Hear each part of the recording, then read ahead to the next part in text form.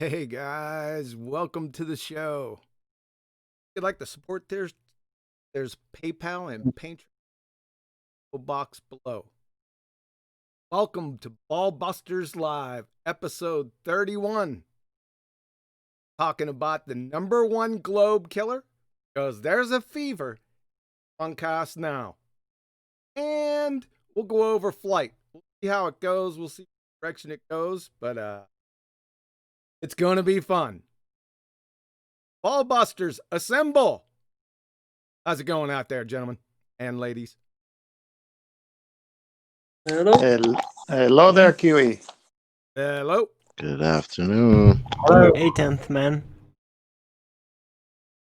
Oh boy, this is going to be real exciting. Everyone out there in the audience, it was hard, very difficult to get control of this hangout because of all the enthusiasm. I didn't know what to do. I had to mute him so many times, so just prepared. Increase the enthusiasm now. Yeah.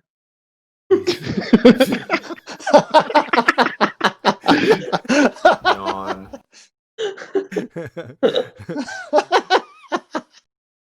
So what's going on? Okay, listen. We have a full panel, almost full. Some of the BALLBUSTERS are playing hooky. So what's been going on out there? What's new out there?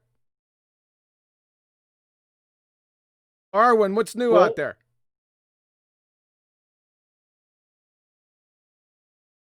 Thanks, Arwen. Paula, anything new on the horizon? As far as new goes, I don't. Yeah, Sorry, Horizon, what's that? For some reason, I'm not getting your sound through the actual Discord at all. Outstanding. So come out. So that's probably the reason why there's some miscommunication going on. It wouldn't have anything to do with I'll any just of the, try to refresh. It wouldn't have anything to do with like tipping the bottle back, would it? All right. So, Paula, let's try this again. Anything new on the horizon? Whatever that is, right? I think he's back now.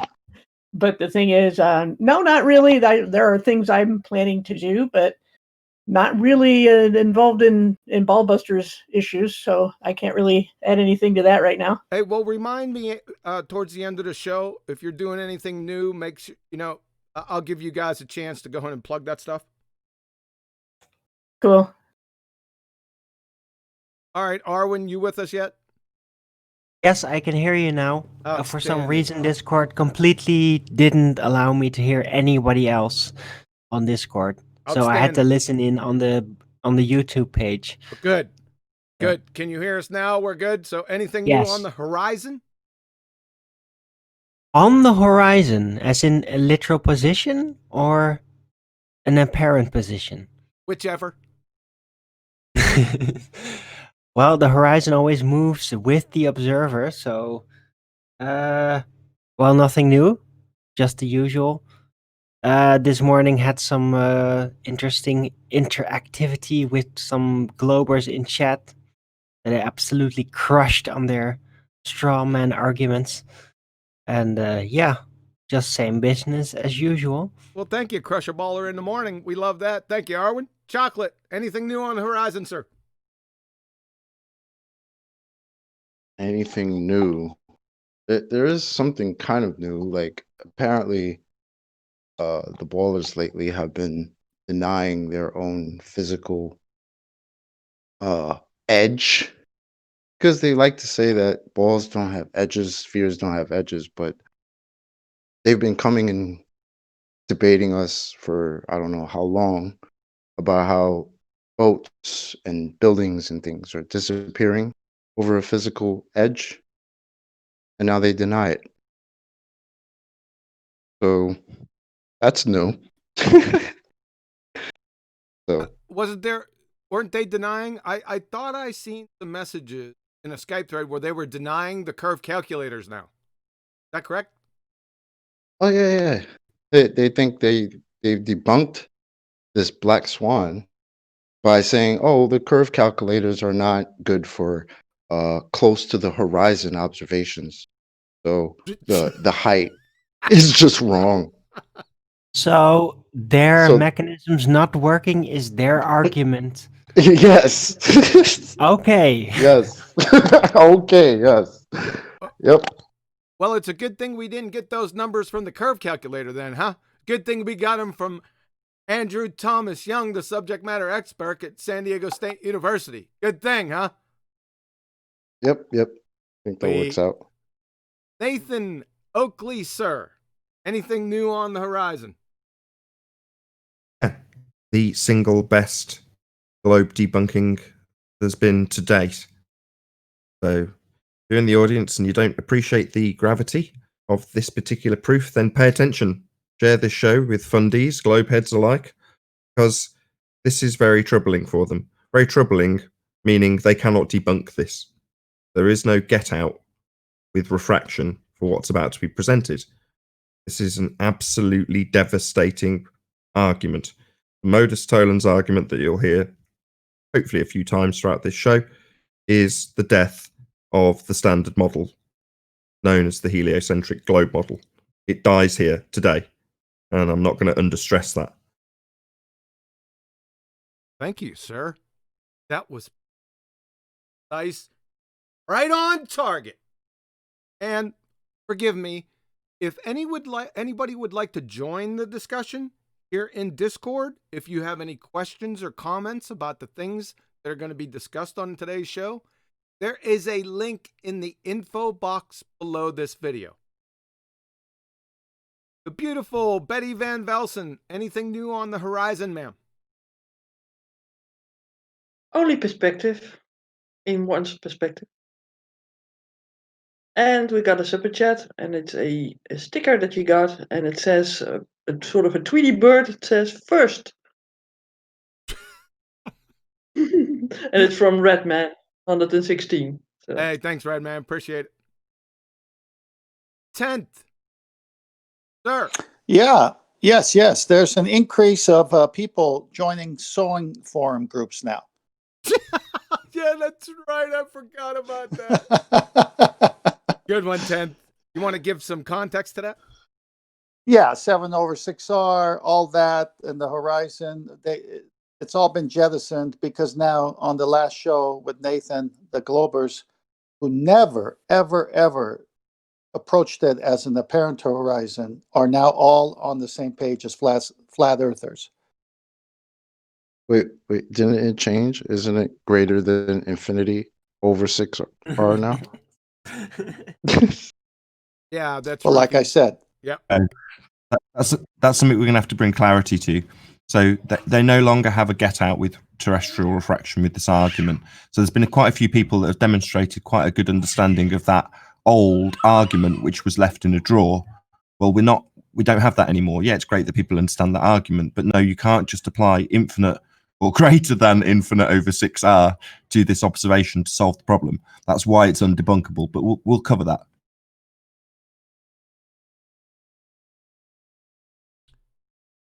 Betty, it seems that we had some super chats during the last QE live show that I just couldn't get to. I wanted to pay attention to the presentation. Did I miss a few super chats from back then?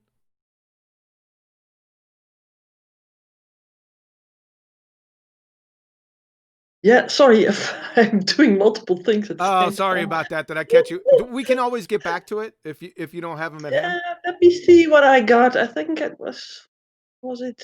Do I have it again? The Globe Killer. Yeah, I got a list here. It was from Alexander. Globe is dead. It was from Emma UK with the praying hands in the heart. Nathan Oakley. Nathan Wow. Oakley. Yeah. And it seems that he did that twice. Wow. He super chatted twice? Yeah. Yeah. And we What? got one from Ranty Flat Earth. And he says, "You're stealing my chocolate money. Feed the belly." I don't know what that means. Wait a second. He owed me $2. No, Oh, it this is was a £2. boat. It was a boat, John. It was a boat, not a Ransom booby. to pay you, but he didn't actually admit it didn't concede. He just gave you a super chat with some random comment about needing chocolate money or something. Yeah. Well, No. it was £2. I mean, is that okay? £2 £2. $2,000 is not £2. And you're right, Nathan. I did notice that. That is not a concession. That's quite troubling. But No, isn't that a diversion? but it for wasn't a Nathan? buoy. It wasn't a buoy, John. It was a boat. Oh, It God, matches. here we go. All right. It was a. Yes. We all Yeah, saw that. well, That's all the different. photographs surrounding that platform didn't show any kind of buoy. So, sorry, John. Ranty's just generous. I don't know. I did post that thing with the seals on top of it. I don't know what that was, but We'll get to that. It's in the Black Swan image, so it's not like it's off topic because it is relevant to this particular image, right? Yes. The buoy is in the image. Yes, it is. We'll go over that just in case everyone's out there scratching their heads like, what are these guys talking about? Yeah, I can understand that. Well, we may hit on it. Anything else, Betty? Well, yeah, there were some other super chats also from Colin Dresser back then. Donation for the cure and then a syringe. I think that Nathan spread out that super chatting was a cure for AIDS or something. So yeah, we got LBB Store that also gave you a super chat, not with text anyway. Yeah. Is that it? Yeah. And Nathan was very generous on 79 pounds cents. That is, I think, What? twice. 79 pounds cents? What the heck's that? I don't know how to say that. Maybe he can say 79 cents in pounds. It's a dollar, basically. $1. Oh, that's wonderful. Hey, you can go to Harvard now, honey. Thanks, Nathan. Appreciate that. All right. Hashtag same team. Well, where are your super chats to Nathan, huh? And whoo, look at the time. All right, guys. I know you're overly excited. Thank you for the super chats for the last show, ladies and gentlemen. And before I forget, and that's a possibility, I made a promise. After this show is over, Emma UK is live. So, Nathan, do you have a show after this show also? Do mine slightly after hers, so she's 9:30 UK time. I'm 10 o'clock. So shout out to both of those guys. Make sure you hook up Emma. It's going to be a great show over there.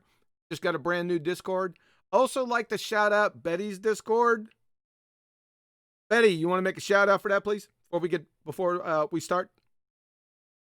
Oh, I thought you were doing a nice job by yourself, but okay. Well, if anybody wants to join, my Discord server is called Flat Earth Debate, Science versus Pseudoscience, and apparently it's a cesspool. So come and join. The water is warm. I don't know who in the world would call it a cesspool. I have no idea. All right, let's take a look at this, guys. I was thinking about, because I wanted to do two proofs here today. Number one, obviously, the number one globe killer and flight. But we've had a lot of, how would you say, fevers in the funkcast now over the number one globe killer. So we're going to just roll with that. We'll see where we get with flight, and then we'll roll from there. Like I said, I'm just going to leave it open, but definitely I'm going to roll with the number one ball killer. I have to do it. John, there's so many globe killers these days. It's a tough struggle to find the number one spot.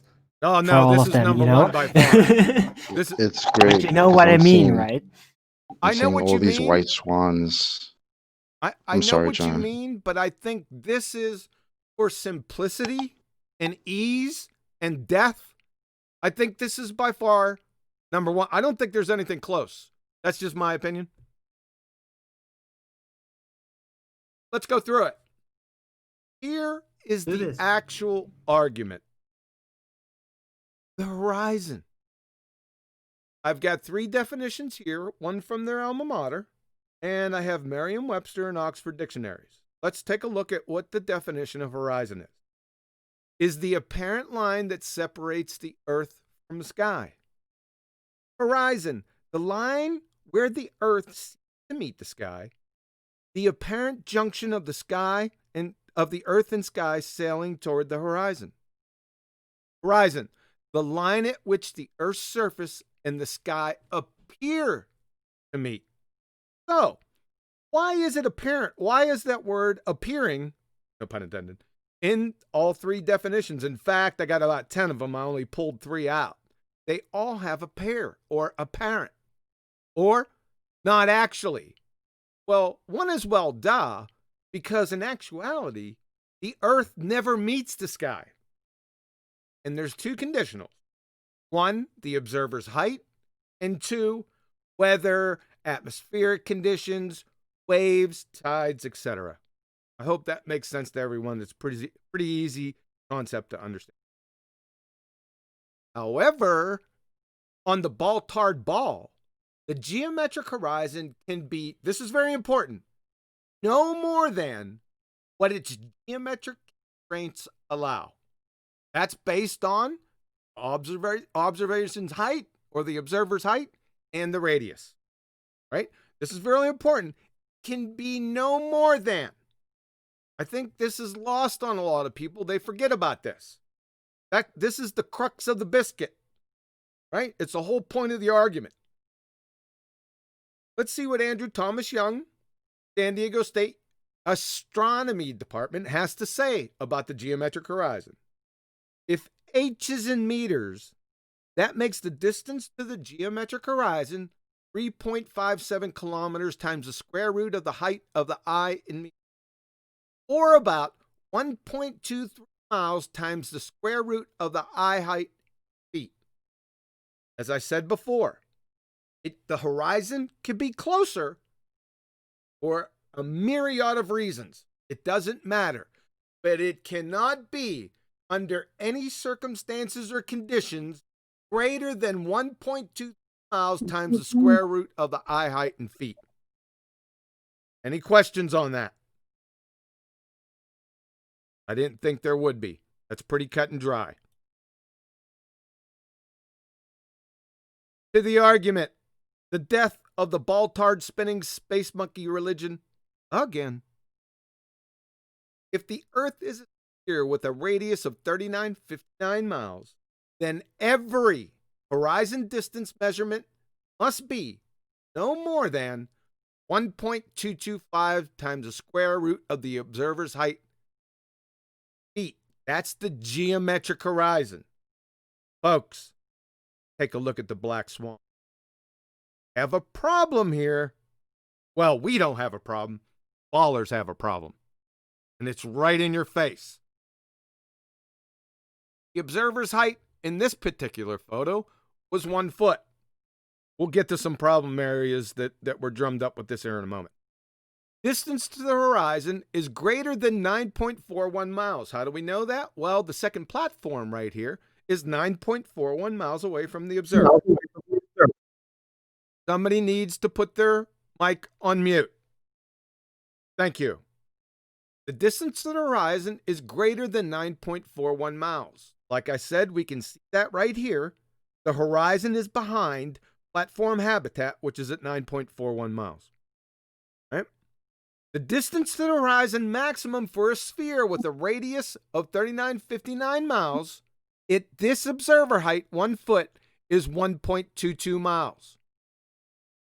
Even if BMLSB 69 was at 5 feet observer's height in this photo, the maximum distance to the geometric horizon would be 2.73 miles. Well before Platform Hill House, the first platform.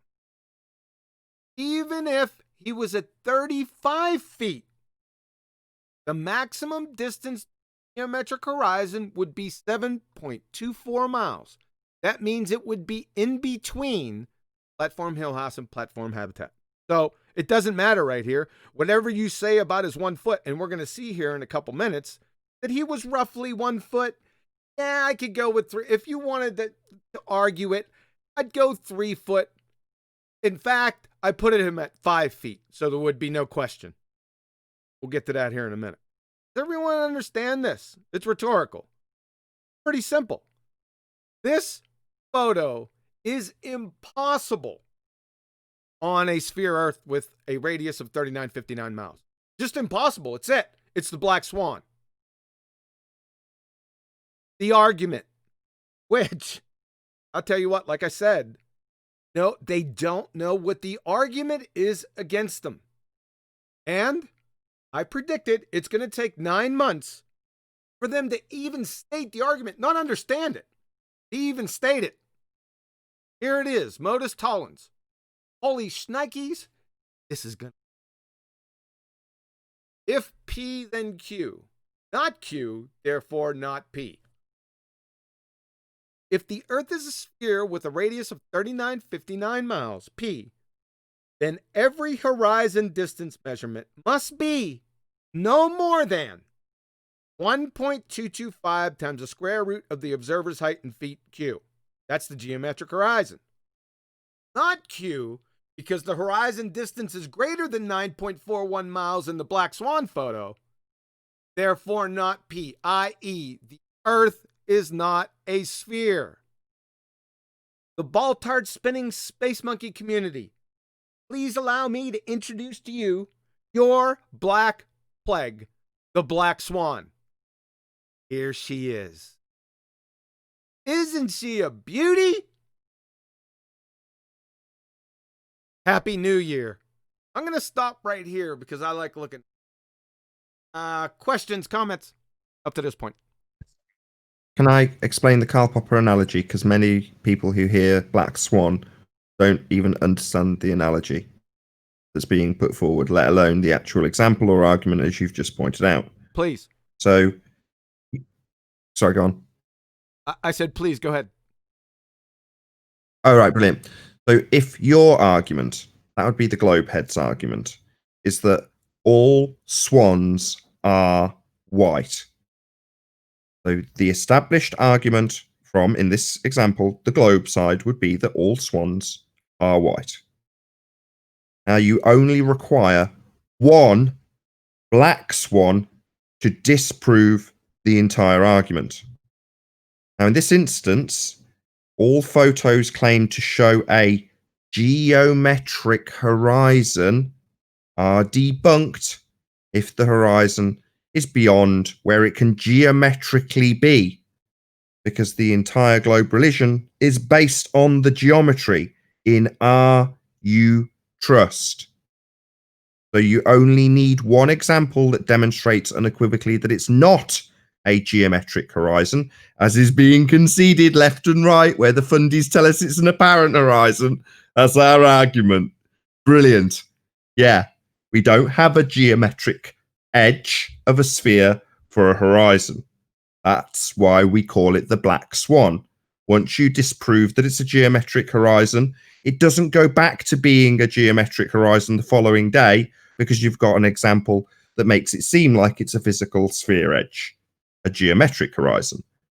Like I say, our Black Swan is only necessary once. Show that it's not a physical geometric horizon, and it doesn't go back to being physical the following day. End of globe. That was beautiful. Arwen, any comment? Yep. Yeah, the horizon is an optical effect caused by diffraction. And yeah, the globers love to basically swap that out with the concept of the geometrical horizon, which is something entirely different. And actual visuals and empirical data by that prove that it's not. It's not a geometrical horizon.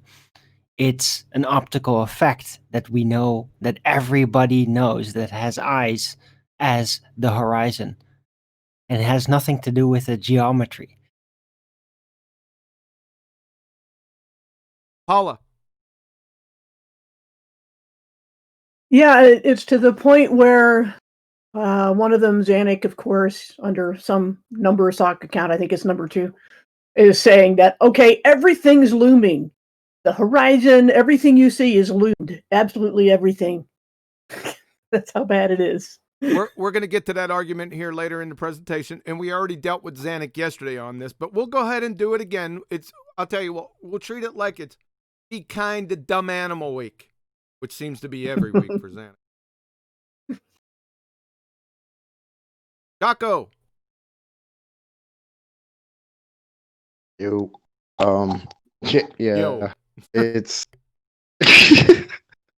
it's funny to me because now it's like they're throwing all these other pictures that show the horizon in different places, and it's like, oh, that's not where the horizon is, and it's like, guys, you're not getting it, right?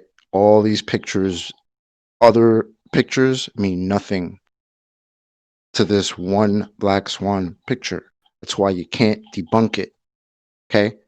Because it should have never been possible in the first place to even have this video with this picture being taken from the video showing a horizon past 9 miles. Okay. So all these other pictures and your super refraction and infinite refraction, it's beyond the joke level now. And it's funny that you guys now don't think it's a physical obstruction that you guys have on your sphere model. It's a joke. Everything is looming, Zanuck. I mean, really? Anyway, I guess we'll get to you later, but yeah, it's joke level now. Over. Super mega looming. 10th, comments. Yeah, they're in trouble because all this time they're telling us that the boats are disappearing bottom up because of that geometric horizon. Now they're saying it's a parent horizon, which has been our argument all the time, and that it is an optical situation with perspective. So that's going to be the next thing they're going to die on right there. Betty, comments, any admin? Yeah, I got some admin. No comments, by the way, because I was really busy doing some stuff behind the scenes. But I got 3 super chats for you. One is from Rakia Live, and he says, I don't like QE at all with And I don't capital like him. letters. I'm on mood while nesting. Come on, Ballers, share your pain. That's right. You stay on mute while nesting, and I don't like you very much either. And we talk about it all the time. It's very soothing. Next. Okay, then we have that flat fellow, and he says, more talk about nachos, please. Thought we had popcorn, but he apparently has nachos. So. Then we have Colin Dresser, and he says, QE, keep crushing the globe until the whole wild world knows it's flat. And then box, like a hand.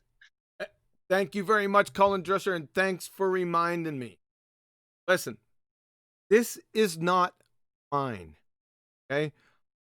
Now, I created it with a lot of help from many different people, including Taboo Conspiracy, BMLSB69, who was boots on the ground.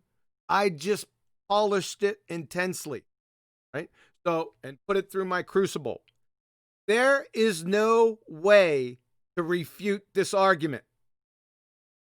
Let me say that again. There is no way to refute this argument. This is for flat earthers. Take this argument. It's so simple. It's easy. It's only 2 slides.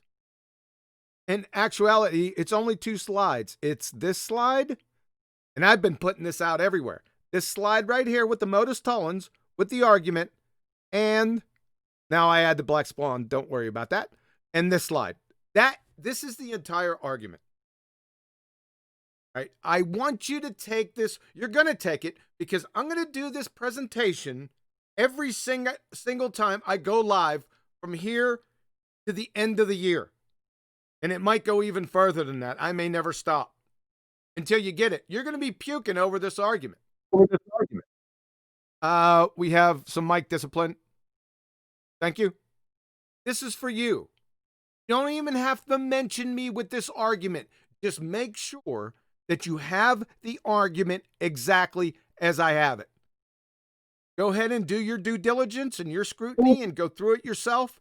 It's easy to recognize that this is impossible on a sphere. It's dead right here. You don't have to do anything else. Even if you don't like me, which I don't know how that is even possible. Nobody likes you, John. I'm without words. I can't understand that. Don't even mention me. I don't care. Take the argument, right? And when they say, well, what's your proof of a flat? Here you go. I got it right here. And when they try to divert, bring them right back to the argument. Why is the horizon, the geometric horizon, behind that platform habitat at 9.41 miles? It's at least 10 miles, right? Just say that. If you would do me that favor, flat earthers, this is why I'm doing this. Do you get it? Hopefully. Any other comments, questions, concerns? What was the observer height again? I'm seeing it on screen, but okay. Can barely believe it. What I did was, Mike Discipline. Thank you. What I did was, and I'm going to show BMLSB's original video here in a couple seconds. And he said he was 1 foot, right? And you can see in the video, we're going to take a look at here in a minute, that he's really close to 1 foot. So, people had a problem that he wasn't 1 foot. He was higher. No problem. I'll make it 5 feet where they can't get out of it. And when you see the video, you'll know what I mean. I put it at 5 feet. The max distance to the geometric horizon, 2.73 miles. So it should be way up here. It probably should be right where the 2.73 miles is. So that's why I did it. Just to give it a little breathing room. And like I said, it doesn't matter anyway. It could be 35 feet here, and it would still be the Black Swan. Because their geometric horizon should be at 7.24 miles.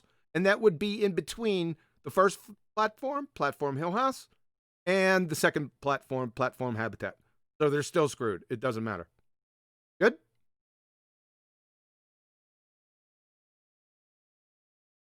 Any other questions or concerns? Well, isn't it in the same video he goes up to a higher elevation and you still see the horizon behind the platform? Yeah, he does. He goes up to 35 feet. Yes. Yeah. And it's still, and the horizon is still back there, guys. That's why, it's not it's 2 feet, 3 feet. It means nothing. Try to get that, guys. Try to get it. If the air clarity is there, it's there. Yeah. All right. We ready to continue? I will. Like I said, Happy New Year. Let's take a look at how the original photo came to be. All right, we're going to take a look at BMLSB 69's original video. Don't worry about the sound in the beginning. You will not hear anything. And I'll make sure not to blow your ears out when it does come on.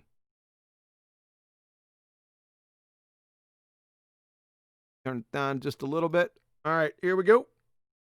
I'll stop at certain points here to point or to emphasize a couple points.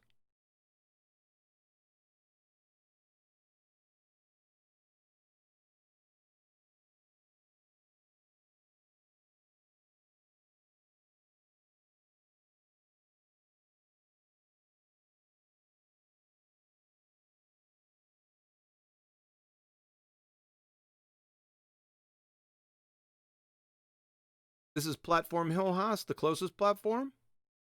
Then he's going to go to Platform Habitat at 9.41 miles. Closer look. There's the buoy. That's a buoy right there, folks. What buoy? What? No, it's not. That's a bug. Trying to double think your way out of this. Platform Habitat. Now he's going to orient you Platform habitat. Platform hill house. Observer's location. Now he's going to get the distances to the platforms.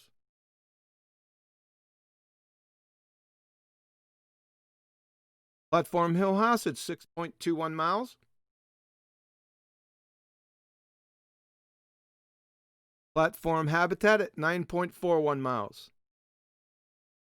Now, before I move on, I don't care if there's a Chinese Superman riding a hobbled unicorn with a pink tutu being refracted off any of these platforms. The platforms are not the argument. The argument is the horizon behind the platforms. The only reason we're stressing the platform is demarcating the distance from the observer. Pedigree information.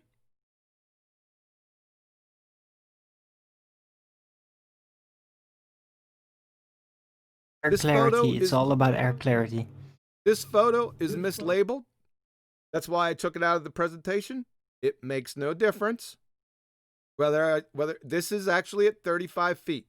You'll see that here in 1 second. It's going to be the same photo he's going to switch to. No problem. Right? 35 feet. Not a problem. No issue. We already went over it. Let's get real.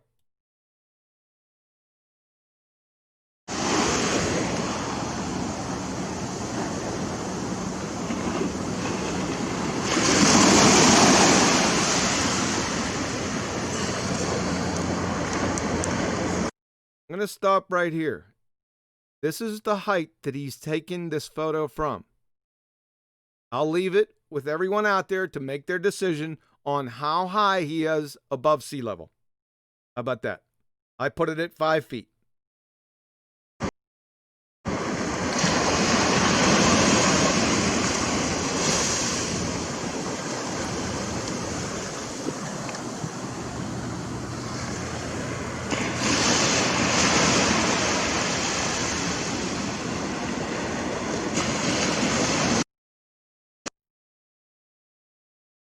The kill shot, the Black Swan.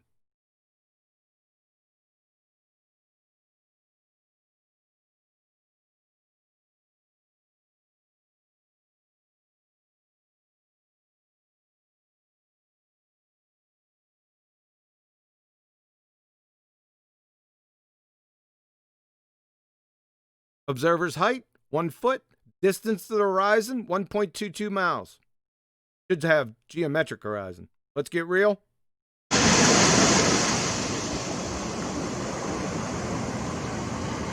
want you to focus on the right-hand side of this photo, right over in here.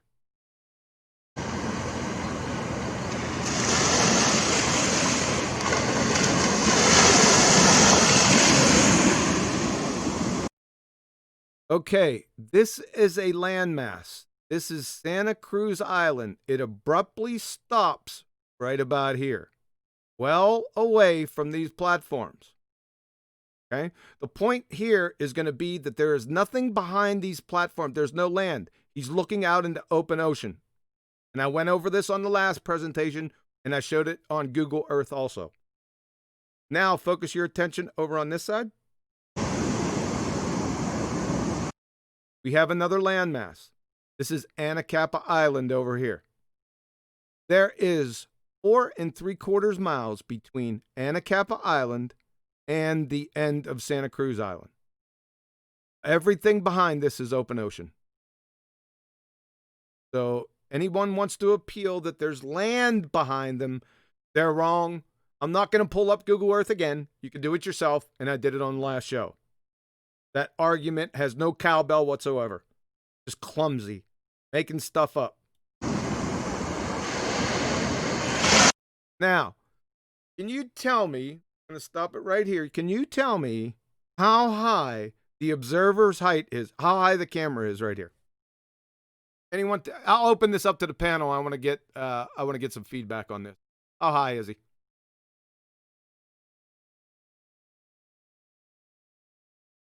I would say he's less than 3 feet for sure. Anyone else? What you say? What after he puts it on the ground, right? Yeah, he's down on the ground right now. He's pulling. He's taking the zoom out. He's coming back. You can see the grains of sand right here. I mean, I don't even know if it's 1 foot to me. Any other guesses? We got 1 to 3 feet. It matters not anyway. All right, we'll continue.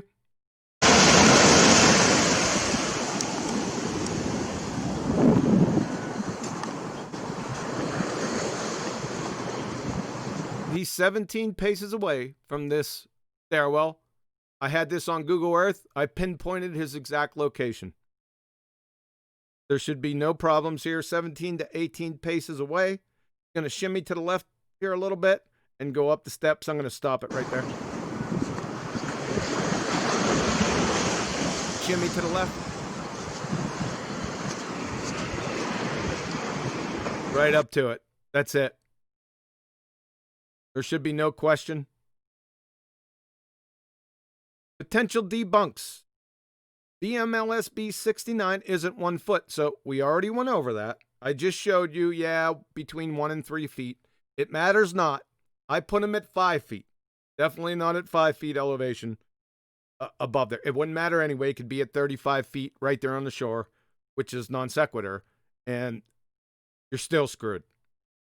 Number 2, there's land, islands behind the platforms. I just showed you Santa Cruz Island to the right and Anacapa Island to the left. If you want to take a look at my last presentation, I pulled out Google Earth and showed you that there is no land behind those platforms. Number 3, you can't see the horizon. I don't know what to tell you, folks. You need an ASAP appointment with an ophthalmologist, or you need to take the cognitive dissonance mud out of your eyes. Everyone can see this. If you say you can't see the horizon and everyone's looking at it, just make a horse's ass out of yourself. Number 4, white swans. Here's one. This photo was taken by BMLSB 69 also. 2 months after the black swan, right? The sea was angry that day, my friends. There's a lot of atmospheric shenanigans going on too. I don't care. This photo right here does nothing to the black swan because it's a white swan. This photo here was taken 4 days after the black swan. Like I said, I think he was standing up when he took this photo. Yes, the horizon is before the platform, right? Actually, you can see the bottom of the platform. It doesn't matter. It's another white swan. This photo's fine. It has nothing to do with the argument. And I asked, does this observation debunk the number 1 globe killer? Or does this white swan debunk the black swan? It's non sequitur. It doesn't debunk this. I'd like somebody to tell me how. Because remember, if the Earth is a sphere with a radius of 3959 miles, then every horizon distance measurement, and this is the key, must be no more than, right? Must be no more than 1.225 times the square root of the observer's height in feet. That's the geometric horizon. Must be no more than. This white swan has nothing to do with it. This has nothing to do with it. This is the kill shot. Before we get to what I would like to call their number 1 argument against the black swan, which is weak, I'm going to stop it right here, and then we'll just talk about the other 4 first, and then move on to refraction.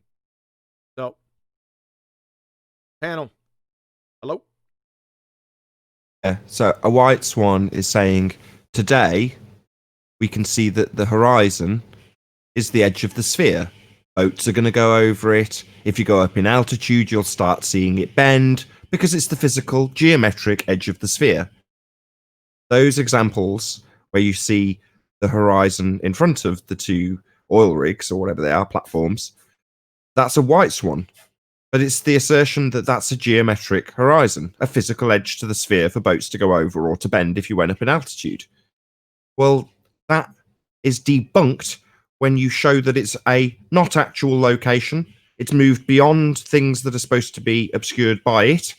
Therefore, it's no longer a geometric horizon. It's a not actual location where the sky appears to meet the ground, exactly as defined at the beginning of this show.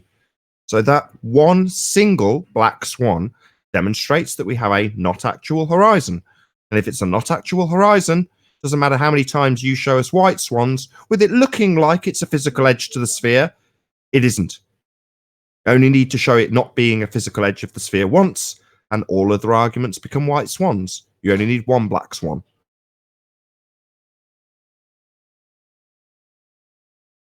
Arwen.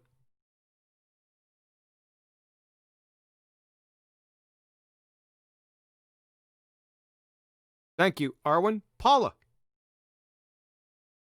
Nothing much to add about the poor logic of that Nathan just got done explaining about the white swans and the black swan. But of course now, well, not just now, but today it's still being repeated about 3 different kinds of horizons. And never mind that the original argument has been for years that boats go over the horizon because of curvature, because there's a physical obstruction, a real obstruction, not a fog bank, not any of the other excuses for why we're not seeing what we're seeing.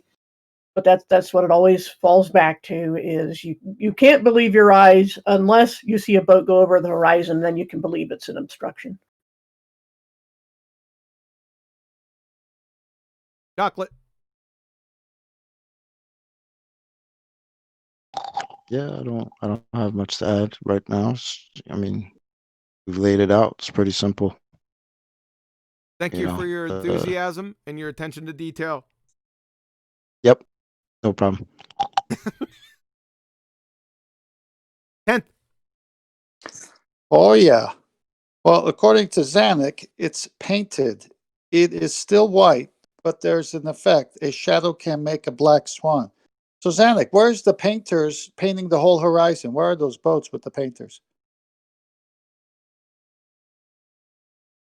My And word. he says that there's about 3 different classifications for horizons too. So the numbers are going up. I told you soon we're going to hear infinite horizons. It's going in that direction. They're going out of their minds because the globe is dead with one black swan.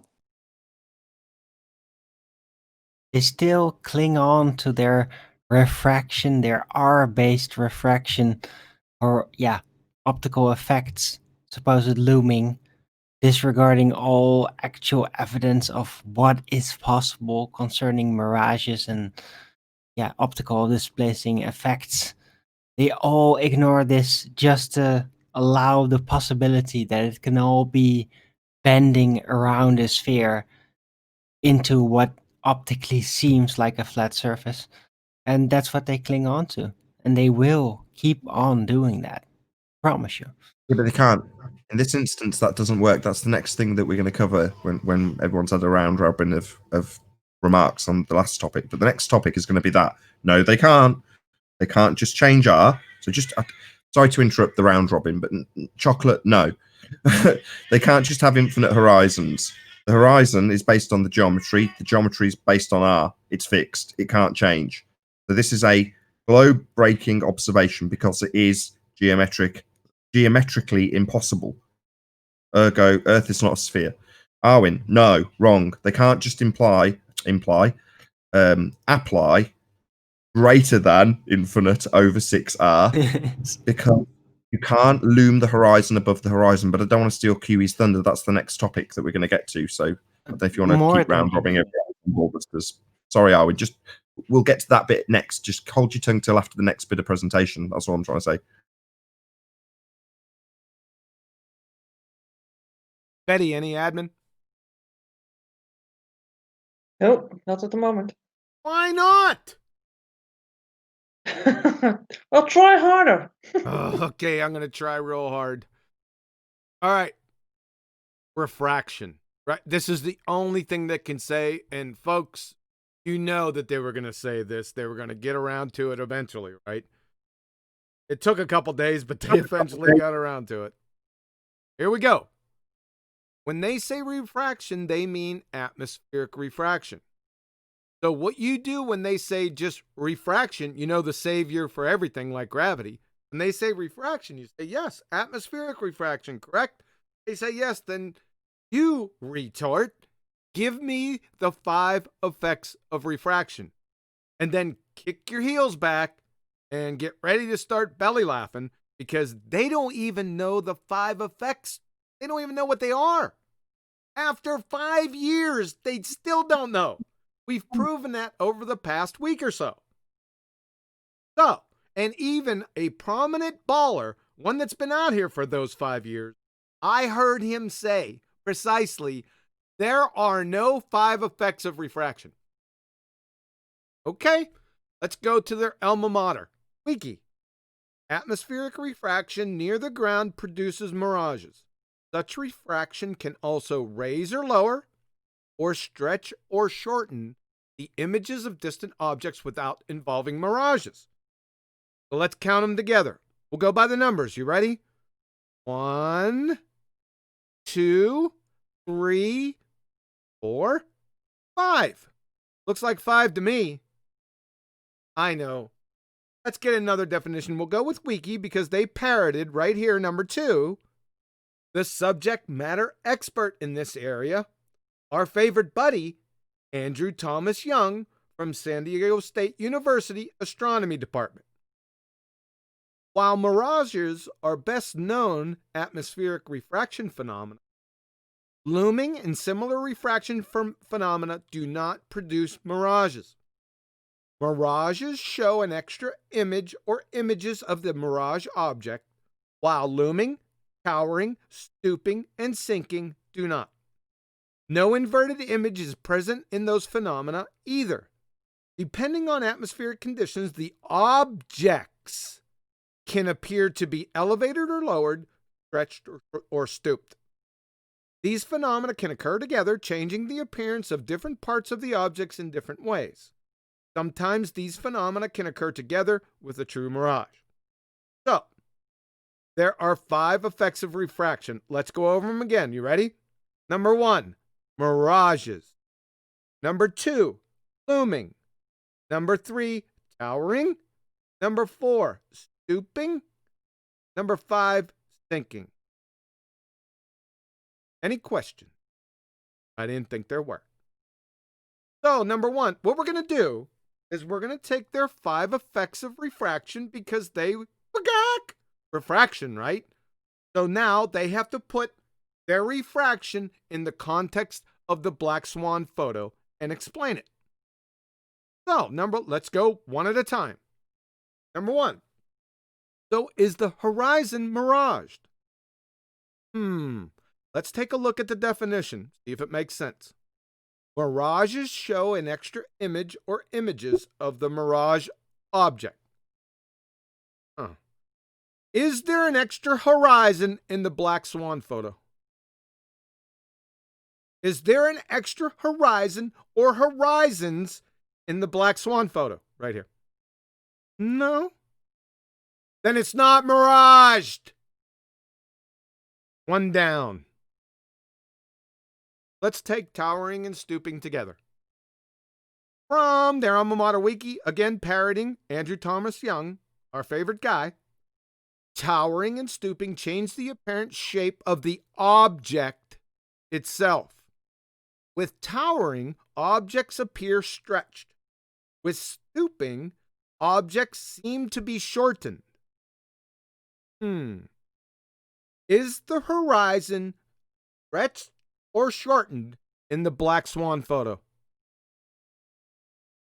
Is the horizon stretched or shortened in the black swan photo right here? Right? If you say to yourself, that seems not to follow, you're correct. It's a non sequitur fallacy.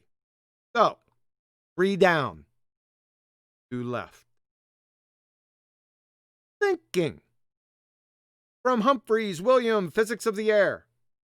Sinking is the opposite of looming. In sinking, stationary objects that are normally seen above the horizon appear to be lowered or may even disappear below the horizon.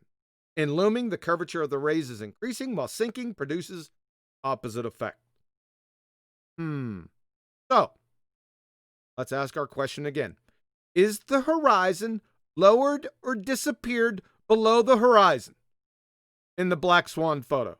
This doesn't even make sense, right? Is the horizon lowered or disappeared below the horizon? Is the horizon lowered or disappeared below the horizon in the Black Swan photo? Right? Say to yourself, that doesn't follow. You're correct. It's a non sequitur. 4 down. 1 left. Guess who it is? It's our good buddy Looming. From their alma mater wiki, looming is the most noticeable and most often observed of these refraction phenomena.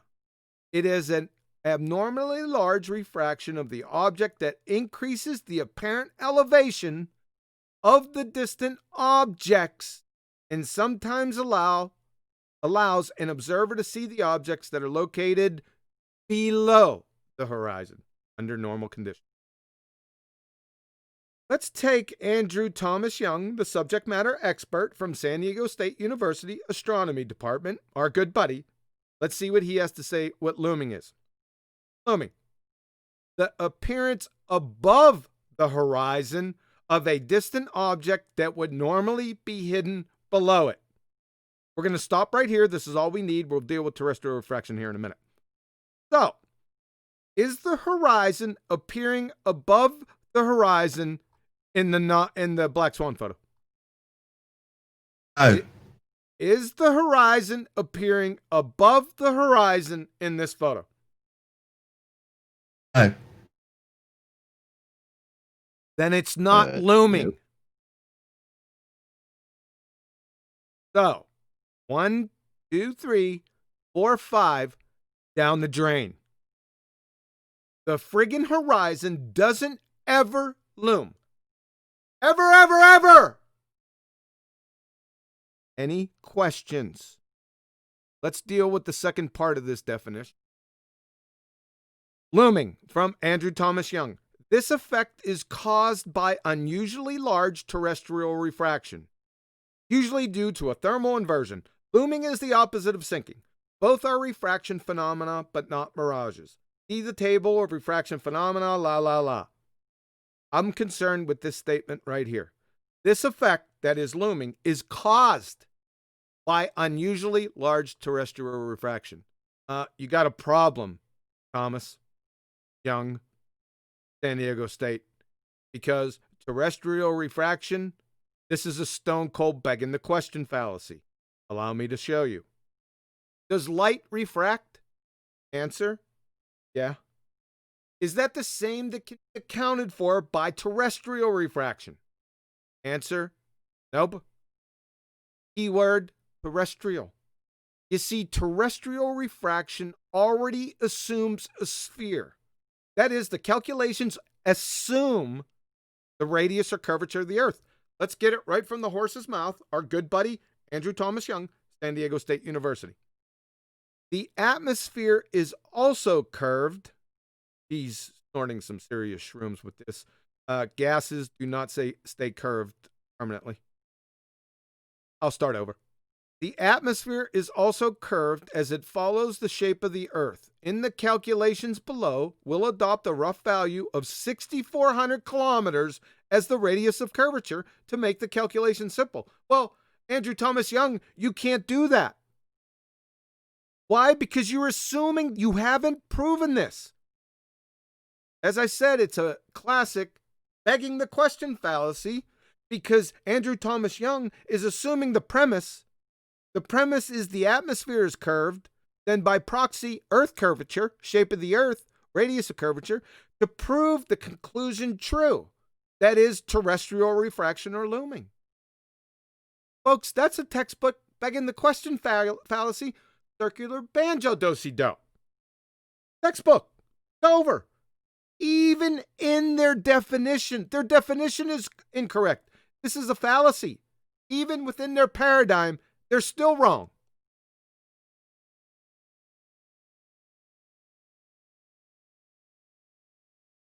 I'm going to stop right here. We're going to talk about what looming actually is here over the next few minutes, but I'll go ahead and stop right here. Questions, comments? Cannot refract the horizon above the horizon. That's it. That's all I got. Arwin.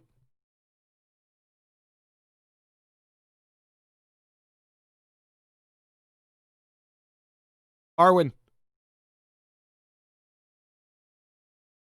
Thanks for that poignant, in-depth... Sorry, I was still muted in Discord. But I want to say, yeah, the horizon, there's only one horizon, one actual optical horizon with every viewer. And yeah, it's singular. So this geometrical supposed horizon, there's no sign of it. All we get to see is the actual optical horizon. And there's only one of it. Thank you. Paula. Well, see, in the chat, somebody says it's not assumed in physics is a known fact. It's still begging the question. They don't know what begging the question means. They don't know why they can't presume the conclusion in the premises. I don't know how to explain that. I mean, you can't fix it because either you understand what a fallacy is and beg the question, or you don't, or you just assume what you want to prove in the first place, and there's no reasoning with that. It's not about, or to borrow a movie line, reason's got nothing to do with it. Got a line for that too. In R they trust. Yep. Chocolate. I gotta give a shout out to Zanuck, who says, "Guys, wake up! The objects are loomed up, and that is what happens to the horizon." I can't. I can't wait for him to tell us or show us where the horizon is being loomed up over the horizon in that picture. I can't wait. Shout out retracted. Thank you. 10th. Yeah, I think in your citation from the subject matter expert, he said that looming, if it does take place, has to come from behind something a little bit.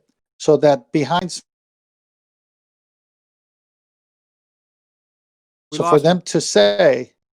We lost you there for Hello? a second, 10th. Go ahead, start over, please. Yeah, based on your citation from the subject matter expert, looming could only happen from something behind something.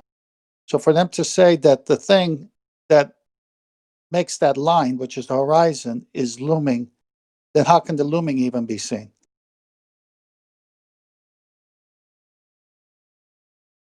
I'll say it again. Cannot refract the horizon above the horizon. It's a non sequitur. Betty.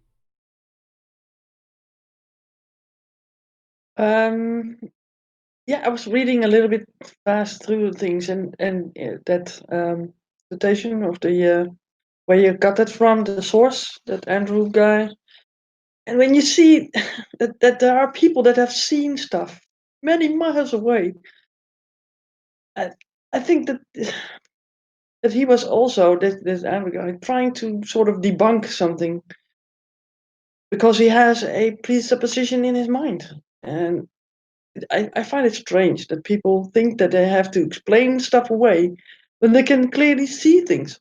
It's there, just there. Amazes me. Well, I'm going to show over the next few minutes, once we finish up with this refutation, that he doesn't even know what looming is. We're going to show that with examples here in the next few minutes. Yeah, because you have people in chat that try to debunk you by saying that it's all in the source. Right? why you can see stuff and why it would be possible to see further away, or Well, while the Earth is just a certain radius. well, it's not in the source. I just showed you the definition for the geometric horizon. If he says something different in that same source about the geometric horizon, then he's a moron. Is he just contradicting himself? So there's nothing else in that source that says anything. If he says the horizon is refracted, then he just contradicted himself again, because that's not, he has to say what type of refraction it is. And the only thing he could say is looming, but looming, he just defined it as the appearance above the horizon of a distant object that would normally be hidden below it. It's over. It's over right here. I don't even need to go to terrestrial refraction. It's over right there with his first statement. So he can say whatever he wants, right? However, he cannot go against the simple geometry, because we all can do it, right? He has to support everything he says. And he hasn't done it. I don't care what he says in the rest of the document. I could care less. In fact, it's a red herring fallacy. Okay. Well, they try that. You know that they do that. They go right to the source and try to get you other citations from that same source to sort of debunk you. Well, they at the don't same know time. the difference between they don't know the difference between a reference and a citation. But go ahead. But they're already trying to debunk their own calculators by saying, oh, the curve calculators aren't accurate for close to horizon observations. So then what the hell are they for? What have you been using them for all these years? You guys always refer to this curve calculator to show us, oh, we're seeing this and that. So now all of a sudden, does it work? That's cute. You got the wrong spin on that. They're saying our calculator doesn't work, because my calculator works perfectly fine a foot off the water. My camera works perfectly fine. I just press the little shutter button and in there it takes a picture. The fact that their calculator doesn't work with those images, take that for what it is. Their calculator doesn't work. Okay, thank you for that. Yeah. I'm all right with that. I mean, that's them saying it's hilarious. Yeah, but the problem comes when they say, well, because our calculator doesn't work, this image isn't applicable. In which case you go, no, as I say, we don't have to assess this with your broken calculator that cannot cope with this. It just means your calculator's broken, your model doesn't work, it doesn't represent reality. The picture's still the picture, though, and it doesn't need to be assessed against any calculator. But should you choose to do so, you'd very quickly realize it's broken. And when they say, well, we've got a disclaimer that points out that it's broken in that regard, and then they moan that we're using it to point out how broken it is, again, laugh. Yeah, we're showing just how broken your calculator is. Your calculator is the reification of your sphere belief that Earth is spherical. Well, let's laugh at it because it doesn't work. Not, oh no, you said it worked. Yeah, it's supposed to work. That's what the shape is physically supposed to be. Stuff's supposed to be obscured by the Earth curve edge that they used to call the bulge. That got removed from the calculator. Very telling. Isn't applicable basically also stands actually for they're going to ignore it.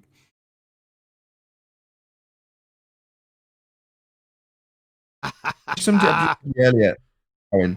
You summed it up beautifully earlier when you said the horizon's not physical, it's optical. Moves as you raise, and they used to say, well, that's you seeing more over the sphere. As they currently deny their sphere edge, what used to be the obstruction blocking the bottoms of buildings and for boats to go over and to see curving, is now being denied. But ultimately, it must be physical, because they're talking about the geometry of a sphere. That's their whole claim. This is epic for me. This is brilliant.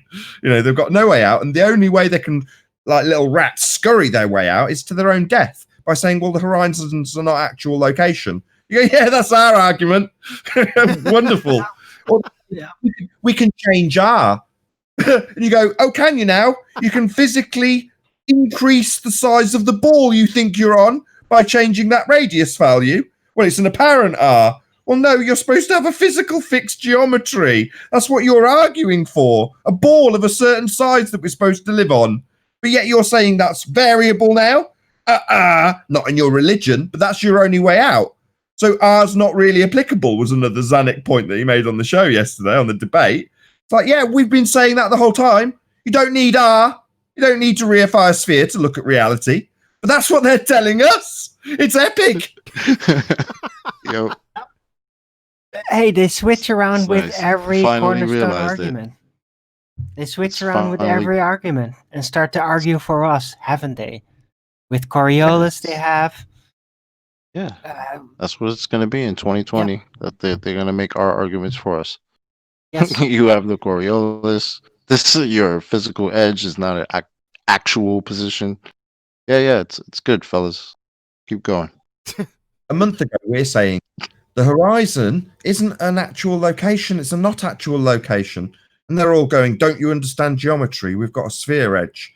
Boats are going over it. Look, let's measure how much this bit of land in the distance is blocked by our physical sphere edge because we're on a sphere. Now they come to us and they say, no, the horizon's not an edge of a sphere. Spheres don't have And what were they doing those measurements with? The same calculators they're now saying are broken and you can't use them. one. This is why the argument's so pinnacle. And I don't think many of the flat earthers don't appreciate it. It took me a while, I've got to be honest. And a lot, Chocolate was before me, then Sleeping Warrior, then Ranty. Arwin was in the mix somewhere. But we've all taken our particular amounts of time to appreciate just how good a proof this is. And now we're all having a good laugh about it because understanding this argument means the fundies come to you and tell you your argument. They tell you that the horizons are not actual location. You go, yeah, no shit. Yeah, it's not the edge of a sphere then. Yeah, that's our argument, mate. It's great. Yep. Yeah, they learned something new in school today. Our argument.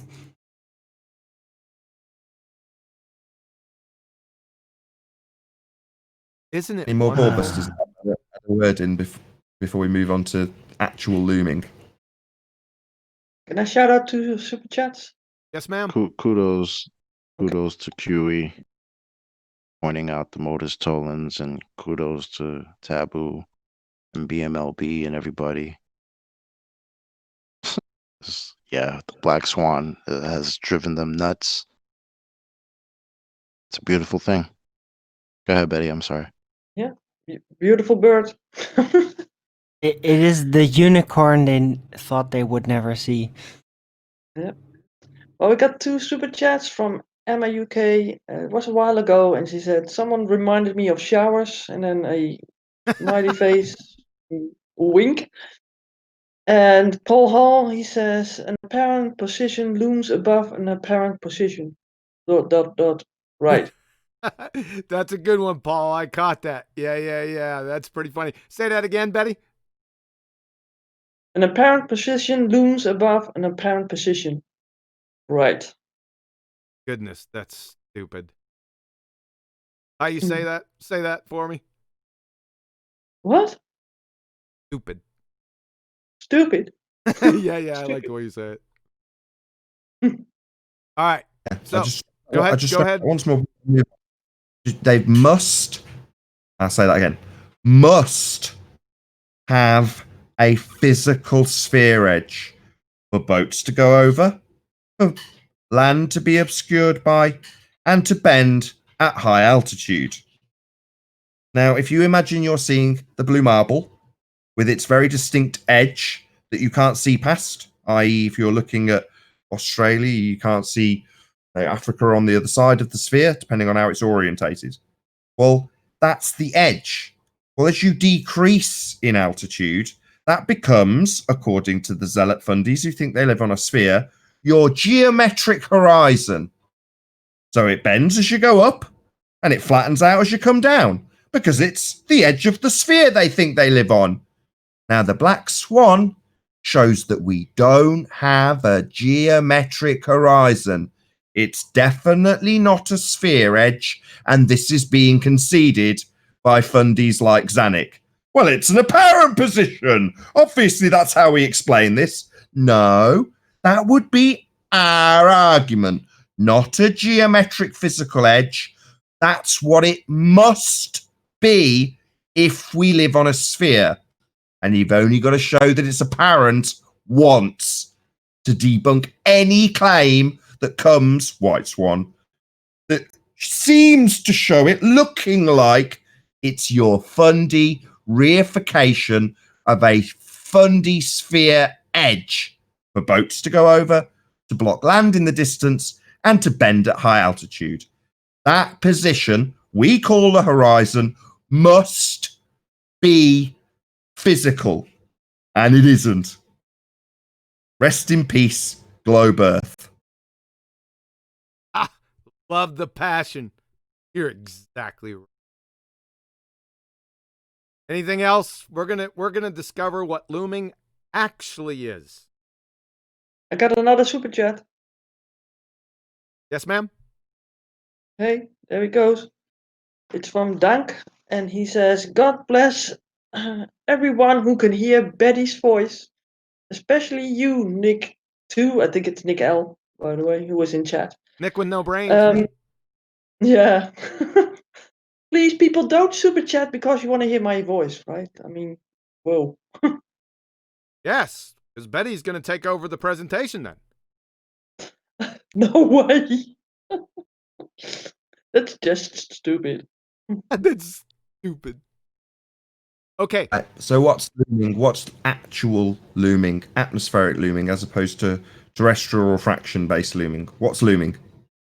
Yep, we're going to get there. What looming is, we have two definitions on page right now. One is from Andrew Thomas Young, the subject matter expert from San Diego State University, Astronomy Department. And we have a definition here by Quantum Eraser, Andrew Thomas Young's Huckleberry. Let's see which one's correct with examples. From Andrew Thomas Young, looming, the appearance above the horizon of a distant object that would normally be hidden below it. Andrew Thomas Young's Huckleberry, Quantum Eraser, looming, is nothing more than an optical illusion produced by the sky being inferior miraged underneath an object, giving the appearance of said object floating above a false horizon. Our first shot is Wiki looming. This is nothing besides a blurred photo of ships. That's all this is. There's nothing looming here. There's nothing to see here, folks. In fact, I'm going to remove this from the next presentation because it's nonsensical. This is the classic photo of looming. Let's go over it again. I told you before, in the military, they teach during night operations to use off-center vision because you can see more clearly. Right? And I knew this long before the military because I've done many night operations before that. But again, I digress. So what you want to do here is use your off-center vision. Focus up here, run your eyes along up here and in here. Look out your periphery, and you can see the horizon right here. So what's happening here is that the sky is being inferior miraged down onto the ocean or lake or whatever it may be, and it makes it appear that this boat is floating, right? You see the false horizon right here, the actual horizon. Too easy, right? Whose definition is correct? That's what I thought. So let's move on to Mick West, because whenever we find ourselves in trouble, we can always ask Mick. Now, what Mick did back in 2017, October 1st, was take this same photo and do an exposition on it on his site, because the press was calling this photo, same one, a Fata Morgana. Now, Mick is correct. This is not a Fata Morgana. This boat is not a mirage. He is correct. He also points out the real horizon here using contrast, like right where I said it was.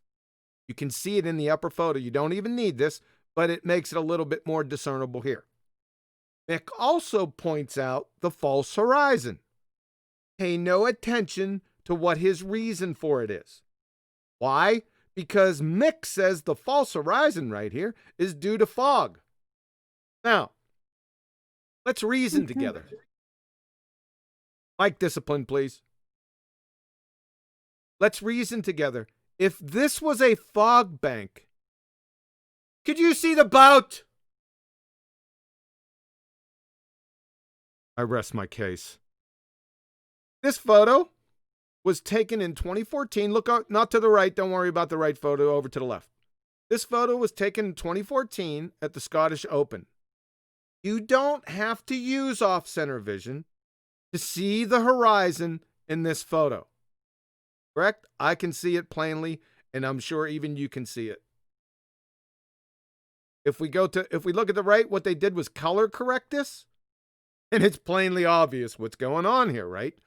The sky is being inferior miraged down onto the ocean underneath an object, giving a false horizon and making it look like the ship is floating. It's not, right? Whose definition is correct? Mick West? Go back up. I'm sorry. Andrew Thomas Young's? Or QE, his Huckleberry? That's what I thought. This is Betty's photo. When she first saw this, she said that the boats were being raptured. Now, that's pretty darn funny, and it certainly looks that way at first blush. However, if you look at this photo, you don't have to use off-center vision here. Mic discipline, please. If you look at this photo here, you don't have to use off-center vision at all, do you? I can see the real horizon or the true horizon right here. You can also see that the clouds here are being inferior miraged down onto the ocean. You can see the clouds. Yes, they're collaged a little bit, right? But you can still see them. You also have a false horizon, and it looks fragmented, splintered, right? You know that's not the horizon right off the bat. So we have a false horizon. We have an inferior mirage of the sky beneath the object, giving the appearance that these things are floating. Whose definition is correct? Andrew Thomas Young or QE? Yeah, I know. The prosecution rests. P.S. Their looming definition is correct. Even if we go by their definition, they're still screwed. But the definition itself is incorrect. It's false. Not only a fallacy, it's false. Now the prosecution. Comments, questions? Turn out the lights, the party's over. They say that all Oh, good things must good things end. must end. Call it a night. It's over.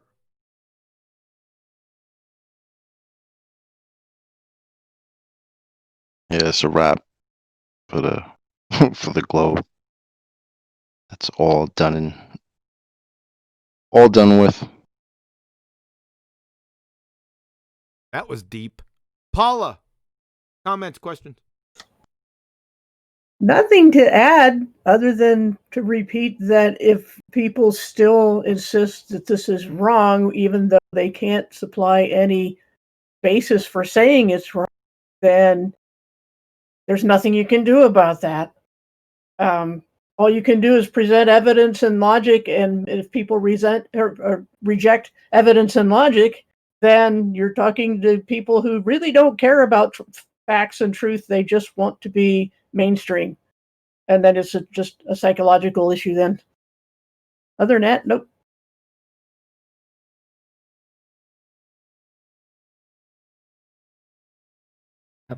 Yeah, well, the only way out for the ballers at this point is to basically double think their way out of this by making our argument for us. And that's what they will do. and then they will think and be confused. They will think they will have some kind of win, but they'll be confused about it, and they'll keep going.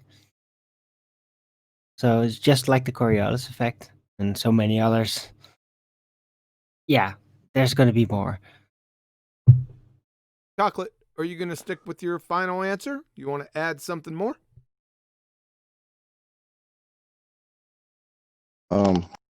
I do want to point out it is kind of funny when they do start to try to defend this, and then they straw man to the platforms, and they start talking about, oh, but look at all this refraction and that's going on with the oil rigs, and you see the bottoms disappearing or whatever.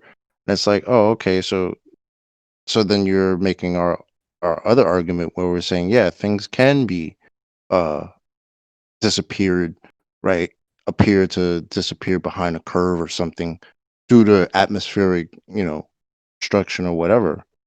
But you still got the horizon in the back. So that's obviously not your geometric horizon. That's not your edge, right? Because it's not supposed to be there. So you're screwed either way, and it's kind of sad to see it that now that you have to actually argue that it's not a physical location. Well, we've been saying that, and you guys make fun of us and say, "Oh, you have flat earthers have lists of things, of reasons why things disappear, right?" Oh, now all of a sudden you're on that. All right, well, welcome to flat Earth. Thanks. Welcome to Flat Earth. 10th. Yeah, I think there's another option. They can choose to live in reality. So this is their chance right now. Or you can be like Rumpus and say, well, we know the world's a sphere and this picture can't be right, so someone's messing with the matrix. My question to the group is the subject that we just went over on Looming. Whose definition was correct? Andrew Thomas Young or Andrew Thomas Young's Huckleberry? Please. Huckleberry. Add to me, or is everyone else had a go? No, go ahead. Huckleberry. Go ahead, Nathan. I want to stress the importance of understanding the Modus Tollens argument, so we can detail various aspects of it, and Arwin and Chocolate are both 100% correct. I'll start with Arwin. You've got to spot if you're in an argument with a globe head about this particular proof, where they start to use your argument. Because if you're not 100% clear about what the argument actually is, and they start to say things like, well, the horizon's only an apparent location, on the surface, if you don't fully appreciate what the argument actually is, you might actually take that at face value rather than appreciating that you've won at that point. That's where you've won. They're conceding your position. In fact, saying it to you as a defense, but you might not recognize that. And that was Arwen's point. Now, Chocolate's point is to say that they'll distract away from the argument. Now, all of these points have been concisely summarized as their claim to be debunkings at the beginning of this particular BALLBUSTERS by Quantum Eraser. So just check it out. He goes through them, he itemizes them, and we're just summarizing them now. And Chocolate's correct. They'll go to anything but the horizon. Well, why is the crane bendy? Yeah, well, who gives a shit? We're arguing about your physical sphere edge that ain't obstructing jack. We're talking about a horizon you need and must be physical and have geometry. You've been telling us for years that we don't understand the geometry. Now you're in exactly that boat where we're telling you that you don't understand your geometry because you need it to be a physical edge blocking stuff in the distance. It definitely can't loom. So we've won. But you've got to understand the argument in order to appreciate when someone's trying to pull the wool over your eyes with what effectively is your argument, i.e. the flat earth argument, being punted back to you as a defense. That's what we're getting. It's absolutely brilliant. Know the argument. Understand the Modus Tollens. That's really all you need to understand. Yes, sir. Thank you, Nathan. Appreciate that. You're exactly right. Betty, any thoughts and any admin? Any thoughts? Enough thoughts, but on this subject, well, I think perspective people just take an art class and see how things work in reality, right? And how you need to draw things on a flat plane. It's so obvious. When I first was confronted with flat Earth, that was the first thing that I go to. What do my eyes see? What do I see actually? What's happening? And that's it. That's basically it. But people make it so difficult. And once they have some sort of a idea in their head, they don't want to let go. So they're clamping onto their ball and don't want to let go. So yeah, a crushed worldview is what they got with this white black swan, don't they? So Yes, ma'am, they do. And it's very painful for them. I understand their pain. I want them to share their pain. And we're going to allow them to share their pain right now. As I said, if you have any comments, claims, or questions, the Discord link to BALLBUSTERS is in the video below. Just click that link and come in. We want to hear your argument. Now, we don't want any ad homs, right? We want to hear a grown-up argument. Calmly, slowly. Don't speak too fast. Everyone wants to hear it, including the panel and the audience. We want a reasoned discussion here about the argument. Right? We're going to ask you to restate the argument. It doesn't have to be perfect. I'm not saying that.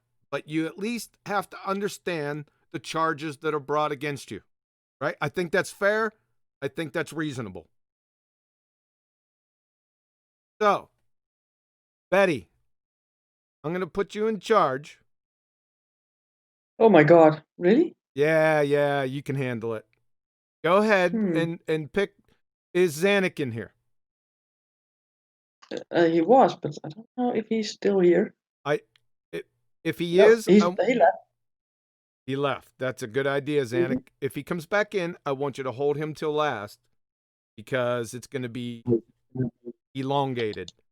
So please, one at a time, go ahead and unmute them. And please state your name and your question, concern, claim. Thank you. Okay. Does it matter where in which order or only ballers? Or you could just start from the top. yeah, we always do that. All right. I'll leave it to you. I'll leave it to your good hand. Okay. Okay. I'll unmute King Mobius. Maybe you want to add something to the discussion. You're unmuted.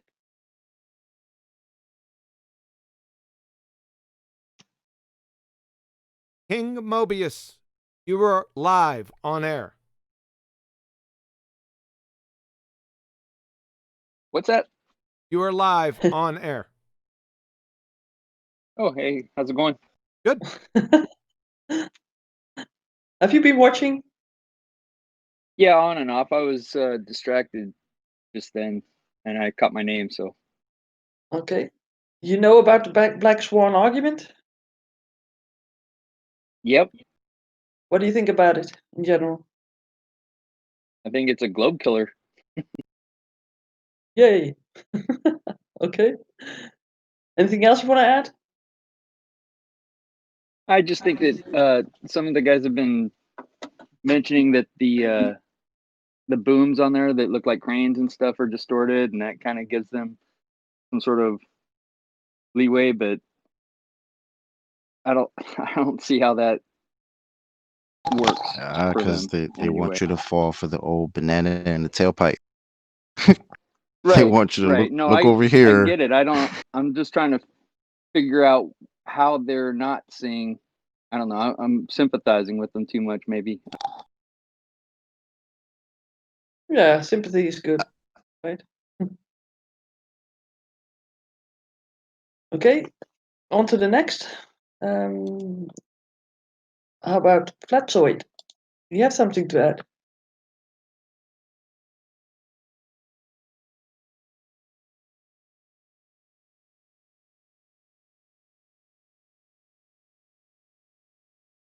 I don't think so.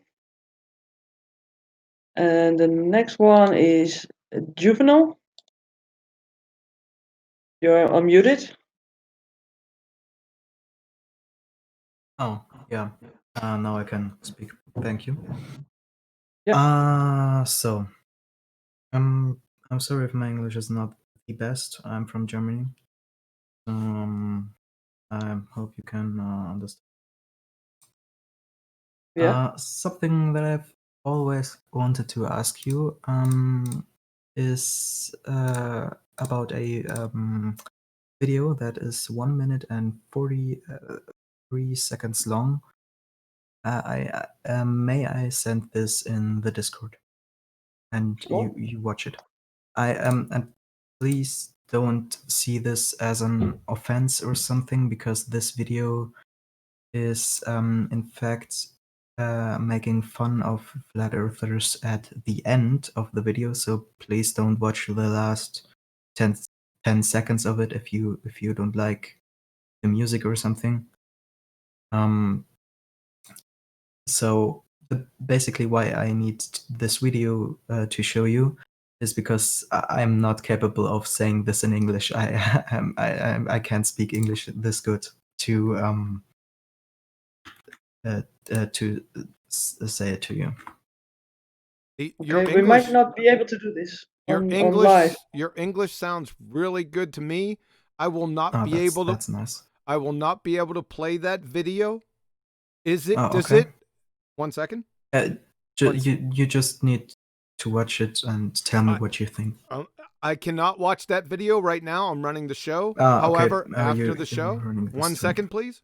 However, after the show, I will watch the video. My question is, does this video have anything whatsoever to do with the argument that's brought against the heliocentric spinning ball space monkey religion? Whatever heliocentric means.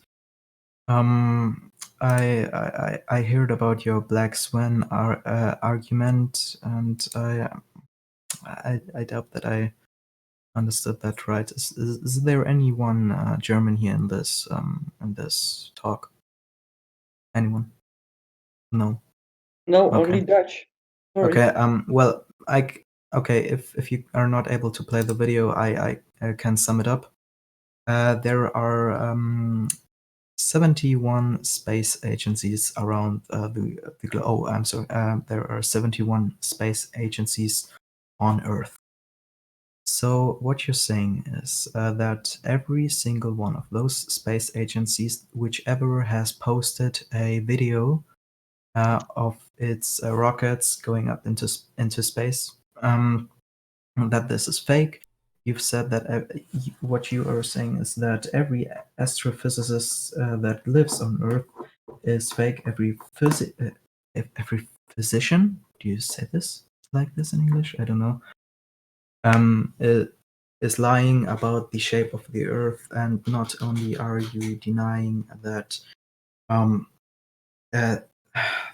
not only are you denying the observations made by telescopes and other instruments that, according to me, I think that the Earth is round. You are also not believing that we land on the moon, as I heard that correctly, I think, because because if you believe in the moon landing, then you how do you say this in English? You understand the spaces. Anything else? Space can't. No. Yeah, Hold on I a mean, second. Let him finish, please. Let him finish, Okay. Chocolate. Yeah. Okay. Okay. That's go ahead. nice. That's nice. I have no problem. We have okay. We have a stationary we have a flag on the moon, like not us, but there is an American flag on the moon, and there is still Apollo 9, or was it Apollo? It was Apollo 9, right? Well, the stationary object is still on the moon, and if you buy a No, not that expensive telescope, but still for a few $1,000s, you are able to see this object that we sent on the moon through your telescope. So how does this add up? Is that it? Yes, I think so. I will respond. Number one, Mhm. we wanted questions against the specific argument, the Black Swan, here today. Number I two, didn't understand. you didn't understand the Black Swan argument? No, I'm sorry. Okay, May you explain it for me? That's okay. I want to deal with the rest of your points rather quickly. Mhm. Everything you said was correct, right? We are not concerned with beliefs. I don't care what beliefs they have. Astrophysicists, cosmologists, and astronomers are all pseudoscientists. Okay, so we don't really care what they say. We only care about what they can validate by experiment. The space, it's not that we don't believe in space. We say that there is no vacuum of space. Why? Because it's a second law of thermodynamics violation on its face. Telescope observations, they're only observations. That's only the first step of the scientific method. We don't need observations and then a declaration and then call it science. We need experiment. We need cowbell. Everything else you said is irrelevant to the topic of this discussion right here. If somebody would on the panel would like to repeat the Modus Tollens, I have no problem in showing it right now. I got to step out for a minute. I will cut to that. If somebody you wanna wants to do step that out- for you, then that's fine.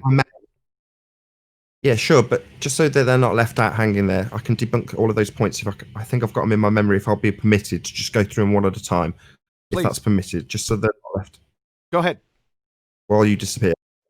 Okay, so I think it's in reverse order. So you said that you can see items left behind on the moon. No, you can't. It's too small. I've contacted an observatory and asked them if I could go and look at their very advanced telescope to see exactly that. They explained that even if I had access to Hubble, you wouldn't have the magnification needed to see these items on the moon. They're not possible to be seen even with Hubble. So that's the first thing.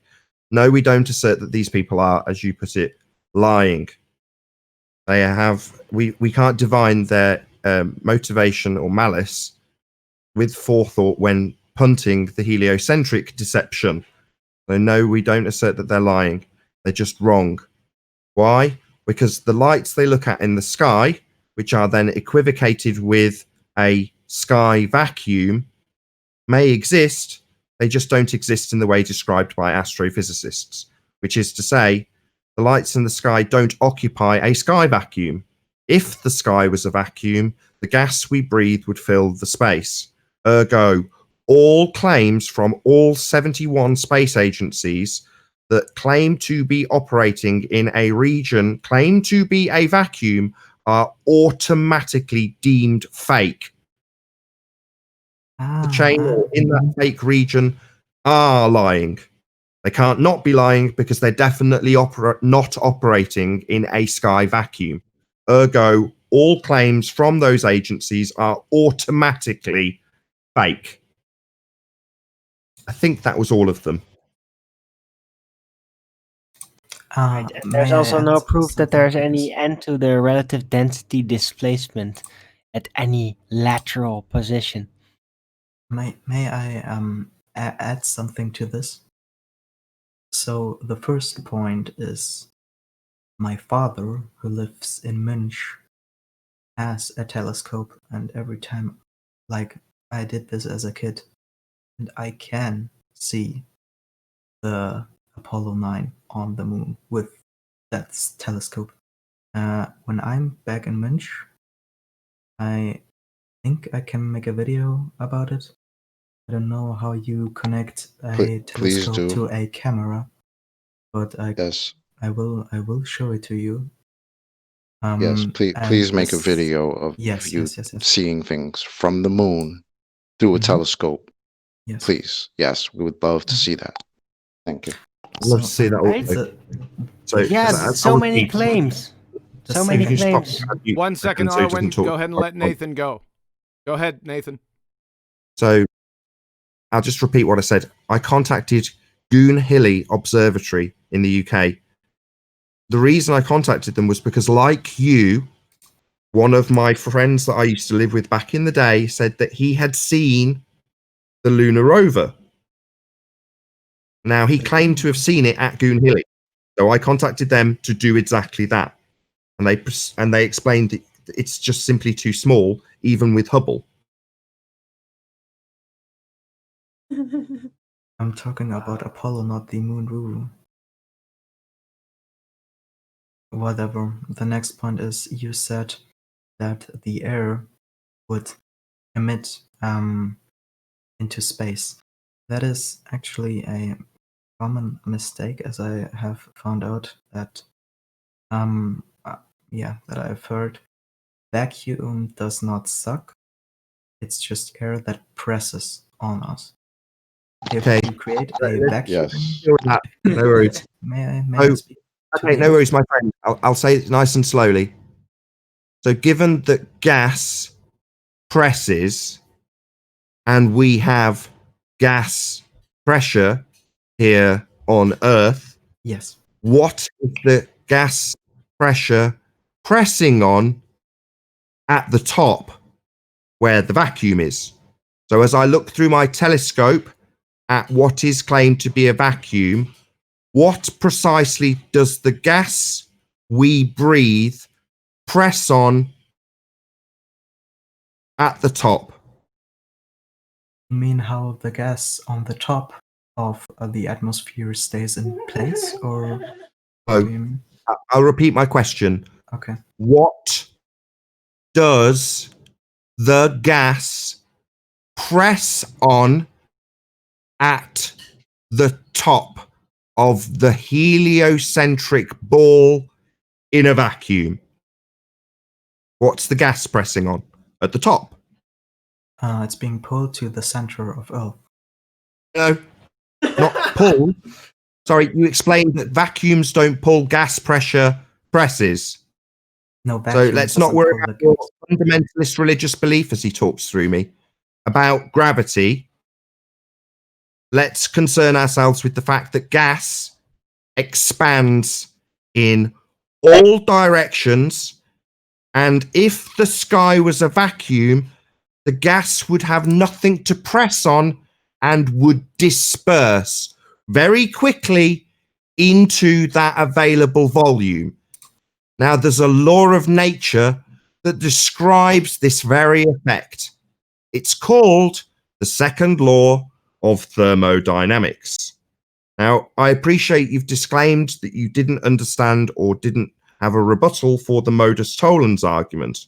So thank you for your input. It's taken far longer than I would have hoped, given that we're hoping to focus on this particular heliocentric debunking. If What P, I- then Q, not Q, you pop him on mute. Doesn't have a rebuttal to this. I still want And you didn't a talk small through it. Thank thing you. to Thank you. say. Thank you. Space is fake. The gas would fill the space. Thank you What? for your input. No? Thank But- you. Thank you. Well, you're welcome. The gas but filled the what- space. Can someone shut him up? Can someone It's shut getting this dude pulled to up? the center by gravity. I'm just a 14-year-old boy that doesn't understand. May you Yeah, but please... gravity is a weak Input. force. Gravity is a Thank weak you. force. Hold on. Hold No, on. You're a not second. gravity is a very strong force. Can't No, you see what? on What? Darwin? Give me a Hello? quote. Give me Okay, a quote for 1 second. gravity being a strong Calm force. down. Calm down. Jesus Christ. He's on mute. No one got any control of the admin unless you do it yourself. Bloody hell. I got it. Yes, Hello? friend. I just want to repeat the actual argument we tried to establish, if you understood, and then you launched into this nonsense about a sky vacuum, which we can't have because the gas would fill the available volume. It's called entropy. Look it up. So we are trying to address this argument. If P, then Q, not Q, therefore not P. It's called Modus Tollens. If the Earth is a sphere with a radius of 3959 miles, that would be P, then any horizon distance measurement must be no more than 1.225 times the square root of the observer's height in feet. That would be Q. That would give you your fundy globe edge, your geometric horizon, the thing claimed to be obscuring land in the distance and boats going over and bending at altitude, your geometric horizon, sphere edge. Not Q, i.e. the horizon distance is greater than 9.41 miles, as in the example of the Black Swan. Therefore, not P, not a sphere Earth. So does the panel, the Discord panel, have any rebuttal to this argument?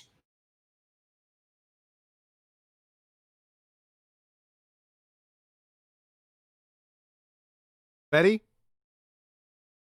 Yeah. All right. I'm trying to look for Glober people, Okay. of course. Yep. I only find some flat earthers here, but maybe they want to add something to things. Vertec, I'm going to unmute you. You have something to say? Yeah, hi there. The only thing I'd like to add is in the work that I've done with my friend Amanda Globe Denier, using her P900 to film the Golden Gate Bridge, I was very aware of the fact that the sea moves. Like if you see an image where it looks like something's going over the other side of the ball, very often it's because actually the sea has waves. People tend to forget that.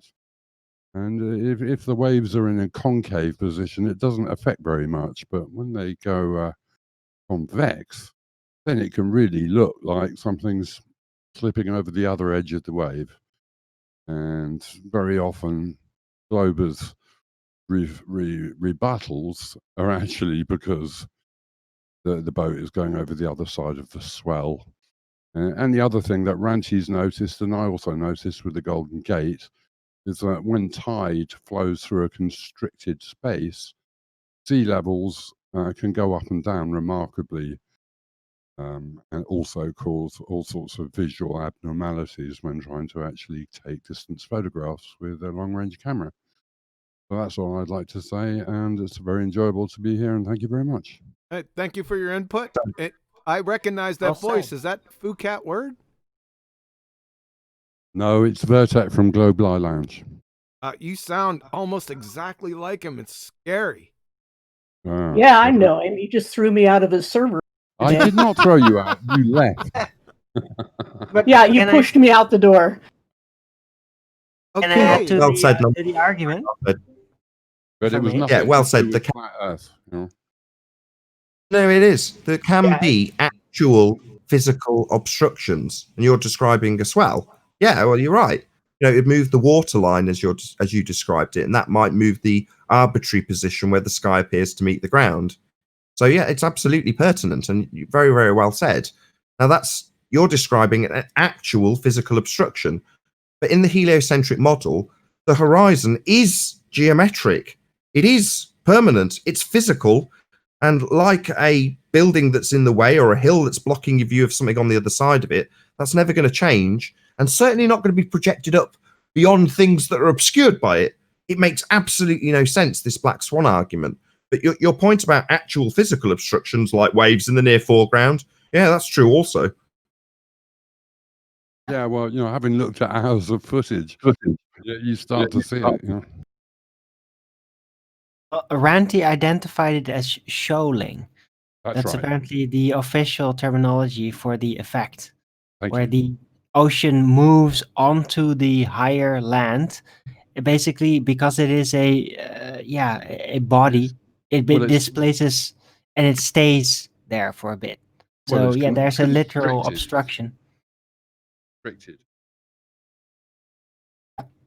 It happens. Even Mick West incorporated it in his update for the curvature calculator because it is a real thing. It's hilarious. Boats don't go over the horizon, people. Not over a sphere edge. Is there anything else you wanted to add? Because I'm hoping maybe there's some other flat earthers that we can establish whether or not they actually understand the strength of the argument if we haven't got any globeheads trying to defend it. Anything else I wanted to add? Indeed.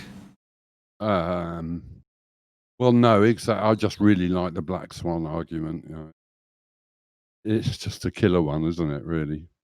All swans are white. Excuse me, sir. Have you seen this one? I just love it. Anyway, move on. Find someone else. Yep. A lot of the globe heads don't even understand the analogy. You know, the popper analogy, they don't get it. So you have them saying things like all swans are black. And you're like, no, you don't understand the analogy. The analogy is your argument being we've got a physical Earth curve obstruction every day that you go out and take pictures because it's an actual physical location that has geometry. Those would be white swans. And you're saying all horizons are geometric. All swans are white. And we only have to show one not actual horizon, black swan, to prove it's not a geometric horizon. Not all swans are white. But as I say, a lot of the globists don't even understand the Karl Popper analogy, let alone the argument. You're exactly right, Nathan. Yep.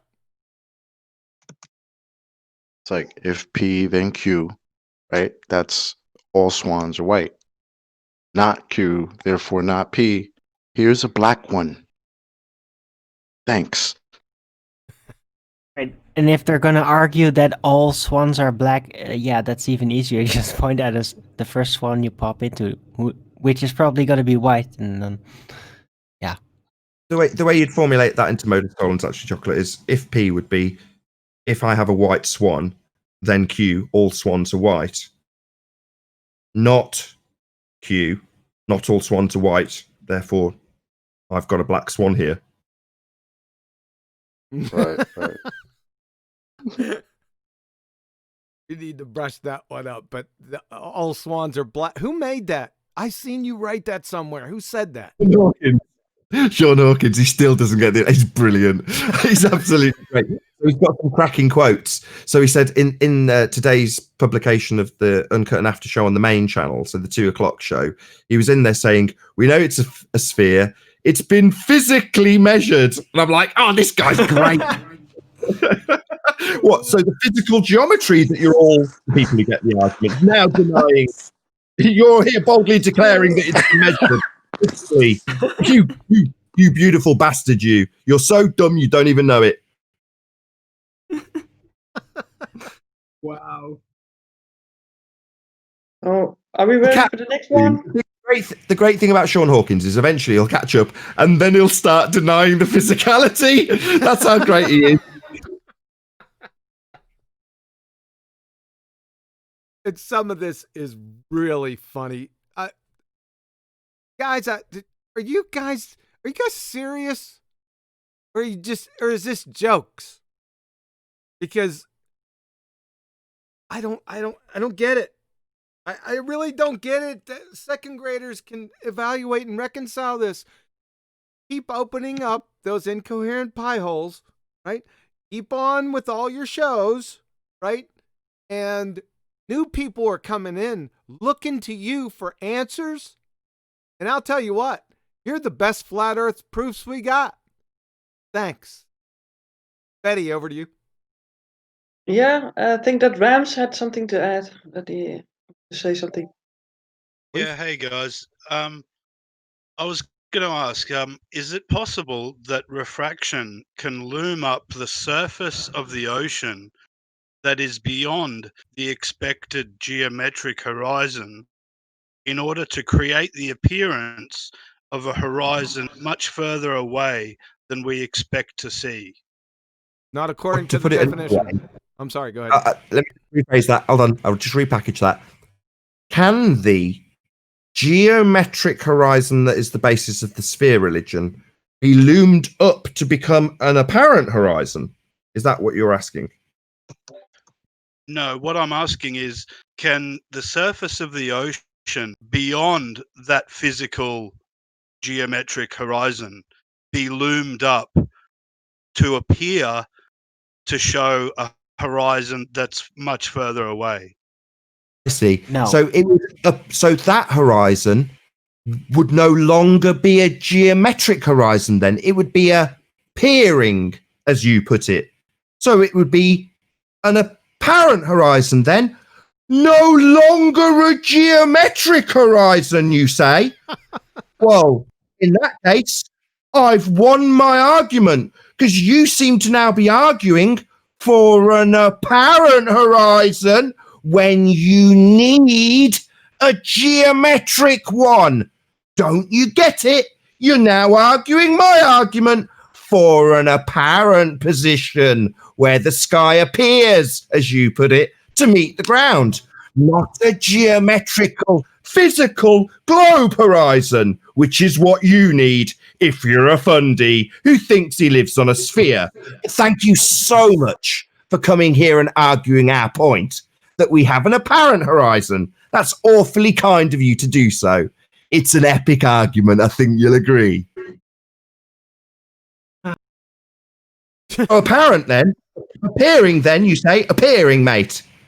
Do you appreciate how utterly fucked you are when you argue that the geometric horizon could be appearing somewhere else? What, so not geometric anymore then? Hello? Hello? That would be our argument, mate. Hello? Any response? Hello? It could be missed. Yeah. It needs a geometric horizon that you seem to now be arguing for it being apparent, mate. Why would you be giving us our argument as a rebuttal? Just as predicted by moi. Ha ha ha! You fundy retard. That's our argument, mate. Not geometric then, mate. You're going to argue that it's an apparent location then? Hello? No response. As the penny dropped, this is how much and torture them. So this fundy, moron, idiot, has just come and argued. I'm on your side, guys. He's a flat earther. So your argument is, could it be that the horizon's apparent? Welcome to flat Earth. That would be correct. You have an apparent horizon. Oh, you rumpus me, mate. You rumpus me, mate. While I point out that you're arguing for us having a not actual position for a horizon, an apparent horizon that's been loomed up above the geometric horizon. But your fundy globe model requires it to be geometric, mate. So you seem to be arguing for an apparent horizon, which is our argument. Do you appreciate that? Let him go. Nathan's feeling it. Yeah, look, I understand what you're saying. I mean, I'm on your side. I'm trying to understand, you know, what some of these globies are putting forward in some of the debates that I've had, and what they're saying is that the surface of the ocean that is beyond that physical geometric edge that's supposed to be there on a ball with a radius of 69 miles, is being refracted or loomed up so that beyond that physical horizon edge that's supposed to be there on a ball, there is the appearance of water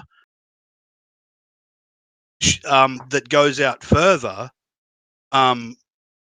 giving the appearance of an apparent horizon that is further or beyond that geometric. No offense. I'd like to respond to that if I may. I heard you the first time. So, no, but yeah. I'd like to respond. I heard the first time. I just want to reiterate the rebuttal. It's what Arwin said. That's why he's keen to get in, because I stressed the same point Arwin did. If you fully comprehend the argument, and I'm sorry for jumping down your throat, I'm just very pleased that you've come and put that to us on their behalf. Great.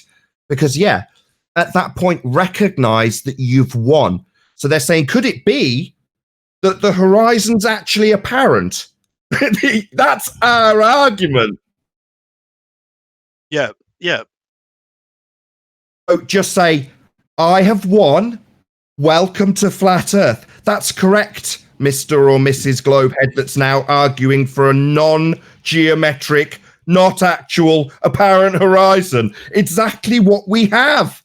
So once it's been declared to not be an actual location, it's never going to be an actual location ever again. Doesn't matter how many white swans you show me where they say, this looks like a physical sphere edge.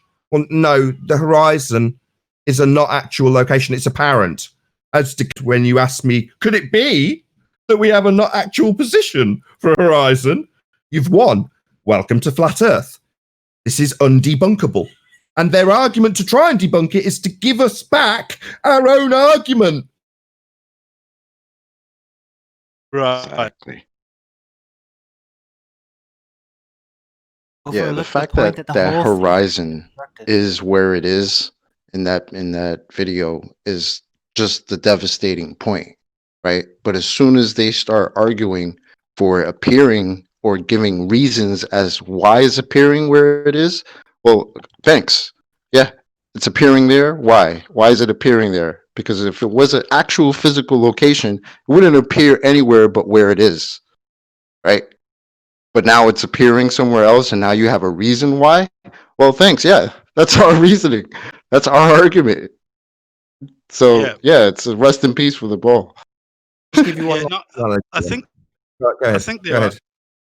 So I was just going to say, I think their argument is that the physical horizon is there in the image, but it's lower than the actual horizon appears to be, and Right, that we've had that too on the debate. So no, there is only one horizon. I don't know if QE would be so kind as to put it on screen, but the horizon is the horizon. There's not two of them. It's the arbitrary position where the sky appears to meet the ground. It's as thus in the picture where the water, not land, but where the water seems to meet the sky. That's the horizon. There's not two. The horizon is not looming above the horizon. It defies the definition of horizon. It violates the law of non-contradiction. But to argue that, you've got to then argue our point. The horizon's what suddenly now not actual anymore. The actual horizon, well, the horizon's the position where the sky appears to meet the ground, just covered that. But the horizon somewhere below, well, then our horizon isn't a geometric sphere edge anymore. It's a not actual position as defined, where the sky appears not apparent, but not actual. Yeah? Well, you've won. They can't argue for not having a geometric sphere edge. That's the very essence of their claim, that we live on a sphere, that we've got curvature, that you go up in height and see that horizon bending, and eventually it'll bend into an entire circle from your viewpoint, as you see the whole edge of the geometric sphere they claim the horizon is. Well, as soon as they say, well, could it be that it's refracted above the horizon? Well, what? So not actual anymore then, not geometric, not the basis of your religion. Earth, not a sphere. Welcome to Flat Earth, my friend, who's arguing that we have an apparent horizon. Yeah, that's right. Flat Earth, obviously and observably. right. If I may respond for a second to the question as to can you see the ocean beyond a horizon, beyond an actual optical horizon? Well, no, it's not possible because, yeah, we all know that water, right? It is all pretty much flat. It's going to be on the same level. So wherever this horizon effect will start to appear, things from that point on will kind of reflect, will start to mirage. And overall, it's never really ever the case where you actually see some kind of ocean being reflected from the back. So if there's going to be any kind of miraging going on, it's going to be something reflected oceanically from before that horizon point, not from beyond it, because it is underneath that mirror layer, as it were. So that's never going to be seen. Never happens ever. There's only one horizon. Yeah. But objects behind that horizon can appear to loom above it, right? If they No, stick you're out, missing. if they stick out enough, yes. But the ocean is going to be pretty much on the same level, so that's never going to stick out. That's why you'll Yeah. never see the ocean. You might see other objects, and then part of the bottom will be obscured, will be within that mirror cutoff point.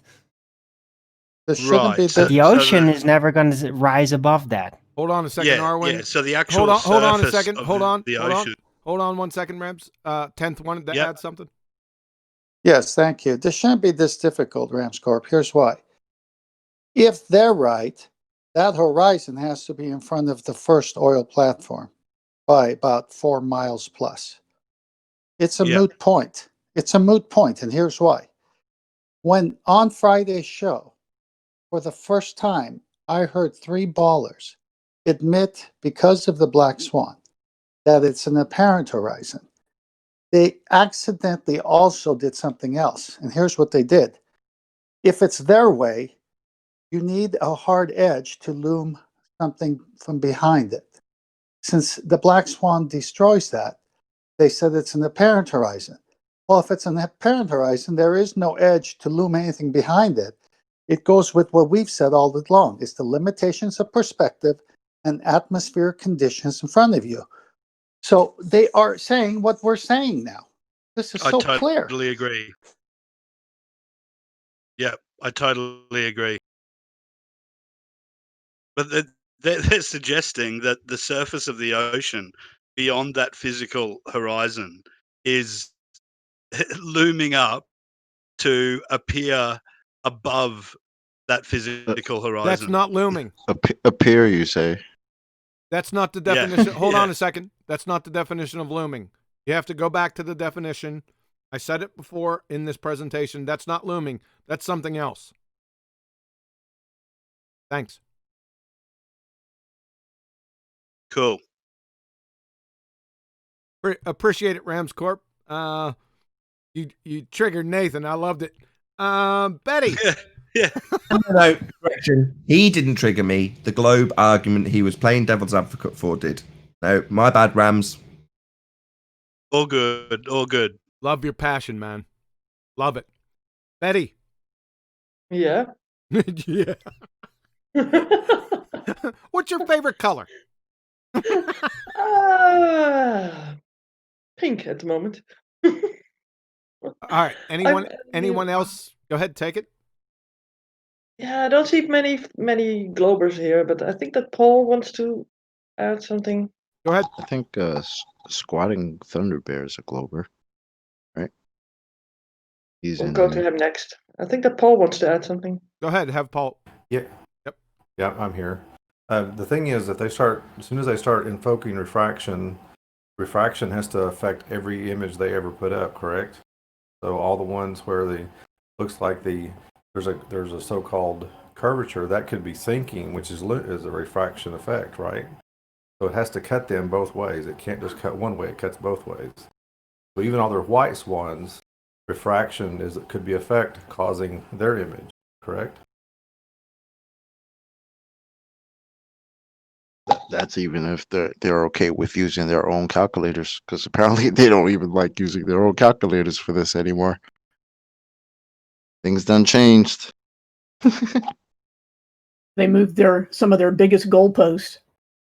You know, they had these sunk in concrete for so long. Boats go over the edge, boats go over the edge.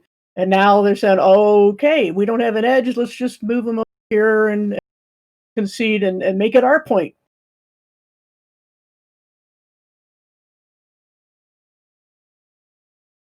No matter how they go, they've destroyed themselves, basically. Yeah, and Nathan caught it because Nathan's been exposed to it day after day for all those years, and now it's painfully obvious that they have to do a complete 180 and take our argument for themselves. Good catch, Nathan. Love it.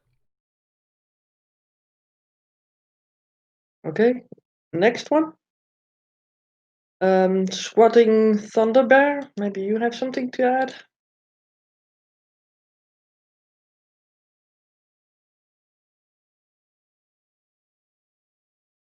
Squatting Thunder Bear, you are live on air.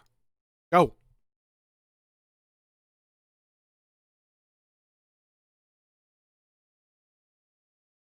There are some sound difficulties with Discord every now and then. So if it appears that we can't hear you on the other side, then I'd advise to re-log in. Just reload the page and usually the problem is at least temporarily fixed. I've had hearing problems concerning Discord. I had to reload several Yeah, times now. Yep, that's but he has fine, to but mute that's first. fine. But Squatting Thunder Bear is a bit shy, though. We have to coax him on. Okay. Yeah, and he has his mute button on still, so maybe it would help to take that off. That doesn't help. Because he is a Christian creationist and a glober.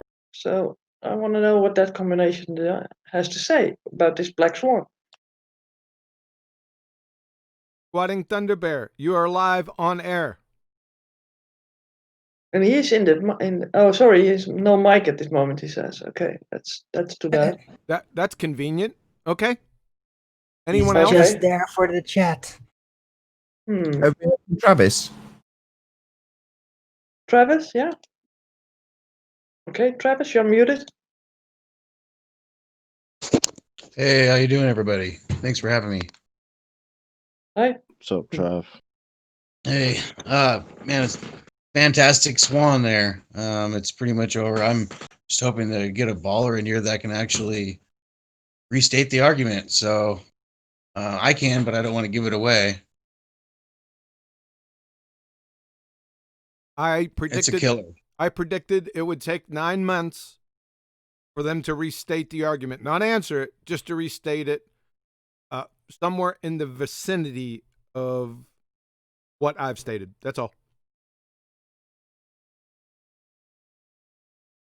Okay. Anything else to add? I'm like I said, I'm really familiar with the argument. I think it's just a home run, just like air pressure, right? I just really want to see a baller try to take it on. And with their maths that are set in stone, I mean, you're working within their paradigm and absolutely destroying them. So I'm going to be using this myself. I just have to get the photographic evidence to prove it. Thank you. Over. People in the audience, are you listening? I hope there's some new people out there that have just come in or come onto the circuit to figure out what's the brouhaha about. I hope you're watching, because we have just dealt the death blow. This is the third time. I'm going to be doing it for the next year. And we've had zero comeback to this. This should be speaking volumes to you. Thanks. I see someone that just came in. If maybe that person can talk. Nathan wanted to say something? Okay. Yeah, well, I can say earlier you relinquished some of the credit, and yes, I've given Taboo his praises, and I'll sing him again now. But I want to give you some credit because you've pushed this and pushed me into understanding it, and now I'm, sitting pretty laughing my head off at Globers giving me back my own arguments. It's brilliant. So I want to give you massive kudos. I know you sort of said this isn't mine, but you've made it your own. So don't brush off that credit. You've really made this your own, and you saying things like, I'm going to be banging this drum for the next year. Yeah. So don't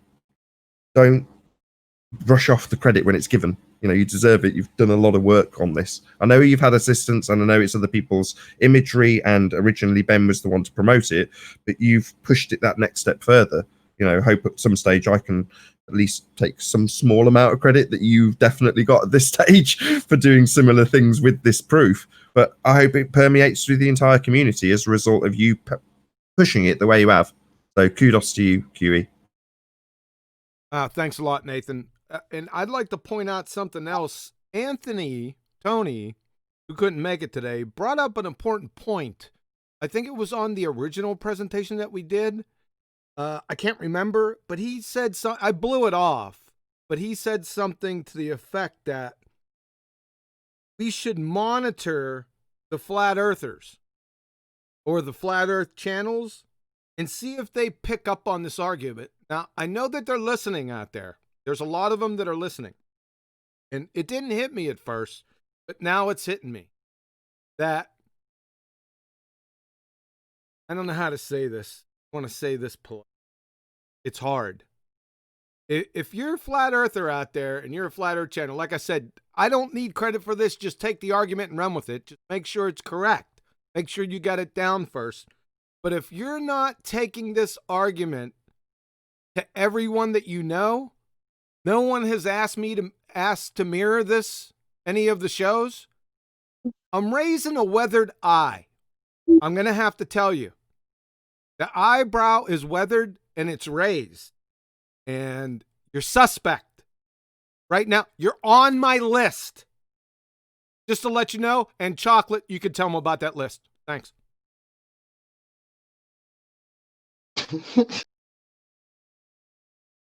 Yeah, man, this is a devastating argument, and everybody should at least have this at the ready to just lay it on them, because again, they have no comebacks to this, and the ones that we've heard, I mean, they are ridiculous.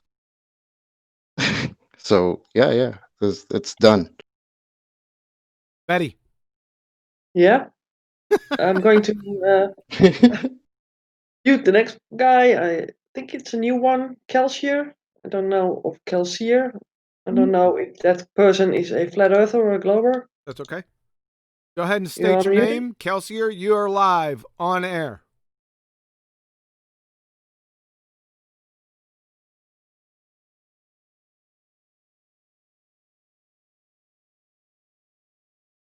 Kelsier, you are live on air. And I see that you were in the chat, so you are able to chat.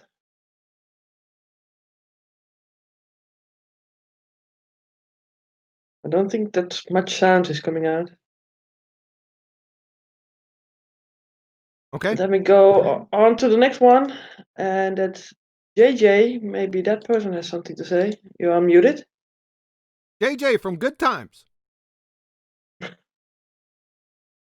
I don't know, but he is a glober, so he might have something to say. JJ. Dynamite. Yeah, I thought, yeah, you're aging yourself there, 10. JJ, you are live and on air, sir. If you didn't catch the instructions before, no ad homs. Try to keep it polite, keep focused, claim, and then support, or if you have a question or a comment, please, sir.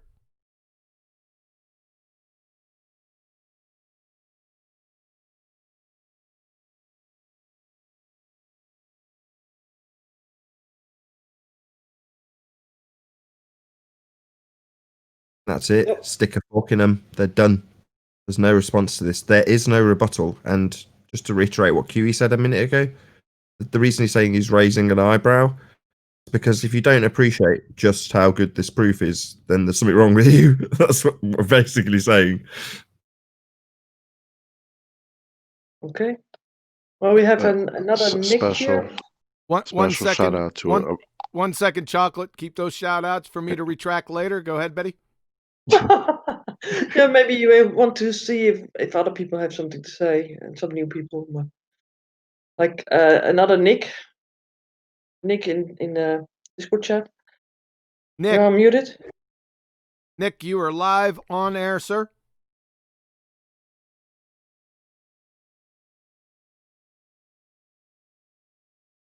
The mic is yours, Nick. You are live on air, sir.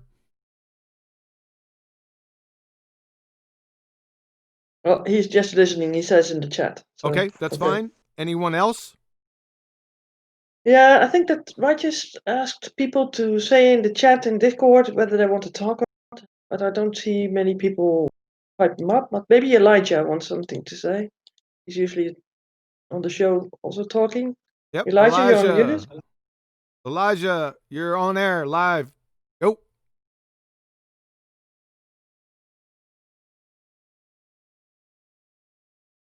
Also listening. Is that the same Elijah that we were considering doing a GoFundMe for a new mic? I think so. yeah, that's me. What's up, guys? Hey, no, I'm just sitting back because thank you.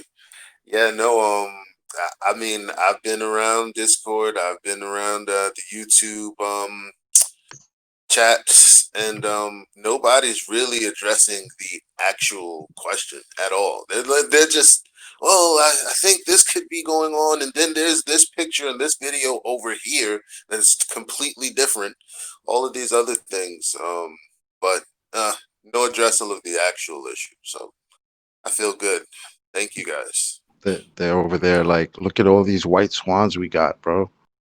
Got mad white swans for you. Not addressing the fact we got a black one right here, guy. Like, hi, how you doing? Well, ignore the black swan. All of them are white. Just ignore that black one. Shoot it. They're racist. Well, guess who's coming to dinner? Who? You don't have to.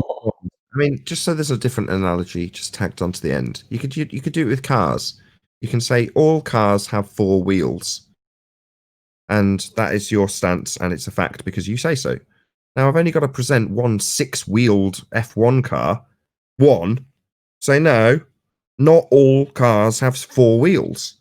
You only need one car that doesn't have 4 wheels to disprove the assertion that all cars are 4 wheels. Now in this example, the cars with 4 wheels is a physical horizon. It's just that simple. You only got to demonstrate once that it's not physical to debunk all claims that you have a geometric horizon. It's the end of the argument. There's no response because their usual looming doesn't work. You can't loom the horizon above the horizon. It violates the law of non-contradiction. So they're screwed. And their only rebuttal is to say, well, maybe the horizon is just apparent. You go, yep. Welcome to flat Earth should be your response when they say that. Yeah, we did have a record amount of welcome to flat Earth sayings to these guys the other day. Because it's like, yeah. Yeah, it went out today. It went out a few hours ago. So, yeah, absolutely. I think there was 4 in one show that ended up reciting back our position to us as a defense and us having to say, welcome to flat Earth. That's our argument. Hey, I think Nathan Thompson's in here. Good, Nathan? Nathan, what's good, man? Good afternoon, gentlemen. Hey, I just want to shout you out, sir, for treating Team Skeptic. You drug him around by his short hairs. I loved your... I watched it last night one more time. I was laughing. I had this statement. Hold on. This is what... It was near the end. You said something to the effect that ballers were emotionally unstable, scientific illiterate window lickers.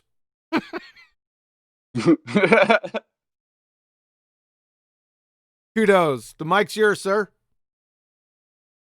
Yeah, he's just a double speaking clown. I mean, he said that the Earth rotates under sniper bullets, but it doesn't rotate under anything else. And the argument was, oh, I have a sniper. I have a sniper on the internet. Yeah, well, we have snipers too, and they're not taught to the new Coriolis every time they're repositioned to a new Marine base or Army base. I mean, this idea that Earth would rotate under bullets, but not everything else. And it was funny because I actually threw my water bottle in the air during the debate, and he said that the Earth rotated under my water bottle. So, it's like... He did say that, yeah. Gosh, dude, come on, guys. They're just so clueless, It's kind of pathetic, But while I have the floor, I just want to say, I'm a Patreon of Quantum. I'm a Patreon of Nathan Oakley. Support what you like, or it goes away. And so I love everything you guys do. Thanks for having me on. And if you guys are on Facebook, join the official Flat Earth and Globe discussion. Yes, sir. I did. Go ahead, Nathan. Sorry. Go ahead, Nathan Oakley. Sorry. Said, thank you, Nathan Thompson. Really appreciate your support. It is much appreciated. Nathan Thompson. What do you think about the Black Swan argument? Do you have any thoughts on it? Have you gone over it yet? No, I haven't gone over it. I just jumped on the chat. I was getting my car aligned. So I haven't heard the Black Swan argument. Sorry, guys. That's okay. I will send it to you immediately. Yeah, but he has one too. I think that he has also an observation of 123 miles, I think. the San Jacinto. That was the infrared shot. That's correct. Yeah, it's a good one. That's amazing too. Yep. Hey, Quantum, I want to know what you think about this. He kept bringing up refractive index, but what if I just talked about the world record microwave repeaters, 150 miles across the Mediterranean? I mean, those can't be refracting around over a mile of curve. Nathan, sir, I would drop the black swan right on top of his head. All right, I'll check it out. Check it out, man. It's killer, dude. They can't get out of it. There's nothing that they could say. Thanks.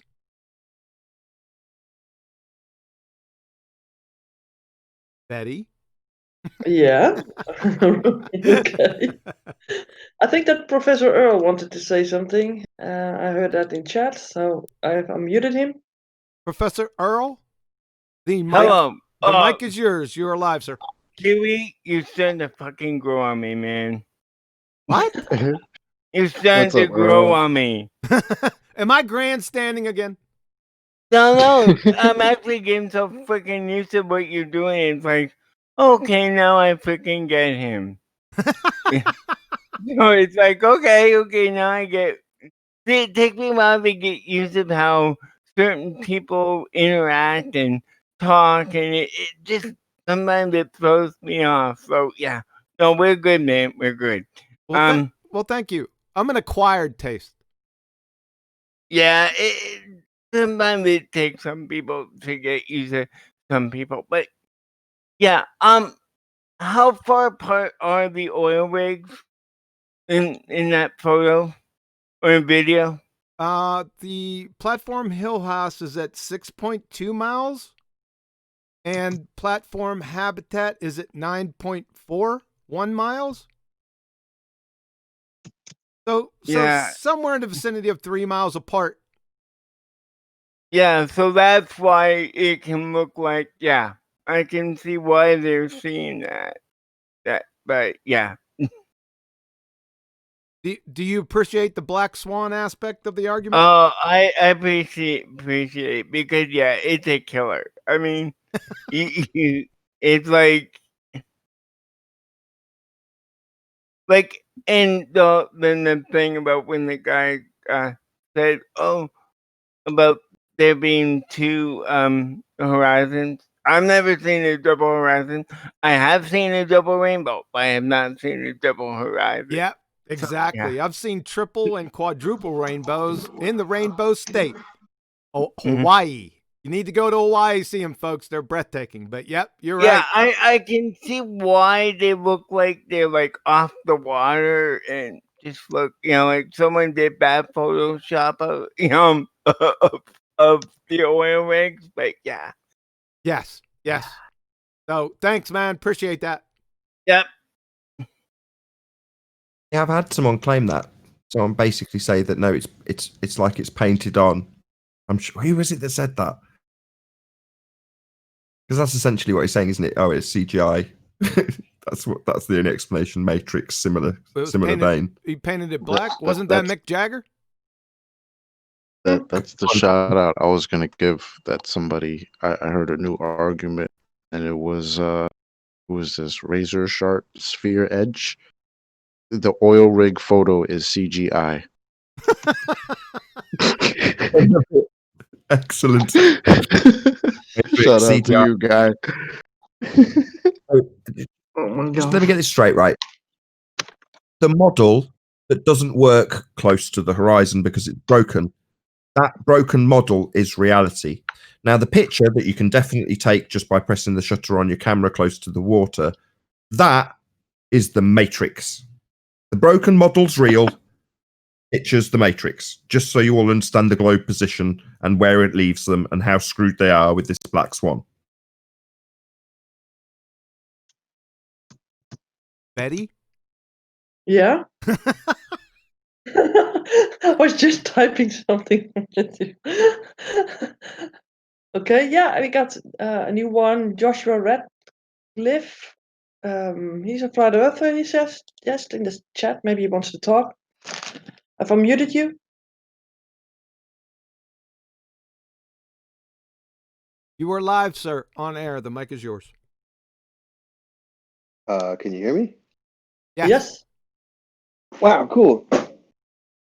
I wasn't planning on talking. I just joined the Discord channel and was looking to be a part of this. I've been listening to you guys forever, and I just want to say thank you to you guys for all that you've done, both on this channel and the Nathan Oakley channel, as well as all the panelists.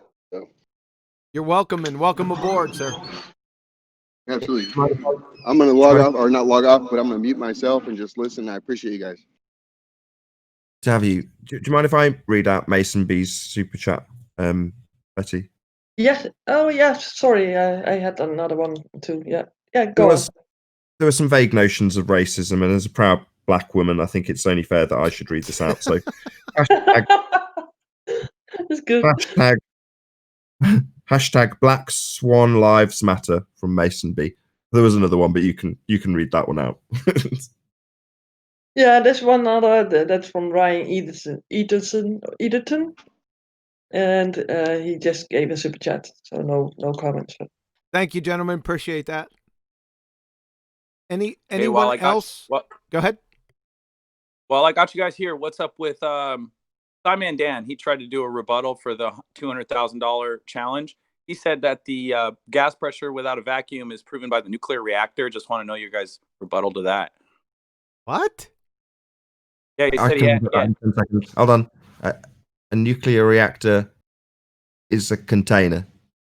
That's what I was thinking. You have to build a nuclear reactor, and then you have something inside of that, so that's contained. They've either got hearing or comprehension issues. They hear the first bit, but not the second bit. So how can you have gas pressure without a container? They just don't seem to hear the last bit. Without a container. So when you show a giant building, you've definitely got a container. Moron. So it's morphed from a fish tank with sulfur hexafluoride to butane with propane, a tube with propane or butane, whatever. And then now it's a nuclear reactor. Those are their three proofs.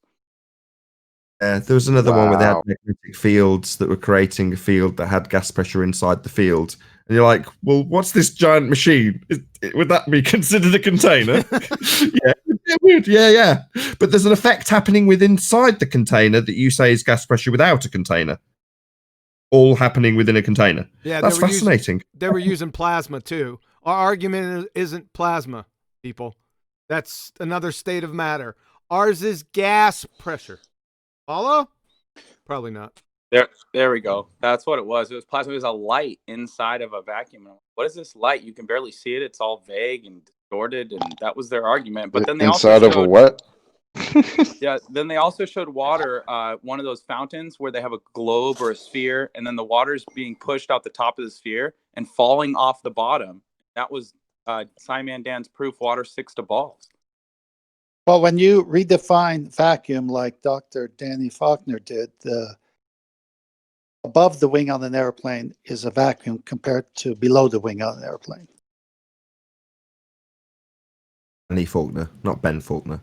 No, I said Danny Faulkner. You guys got Danny to talk? Oh, you know he has the right to remain Faulkner.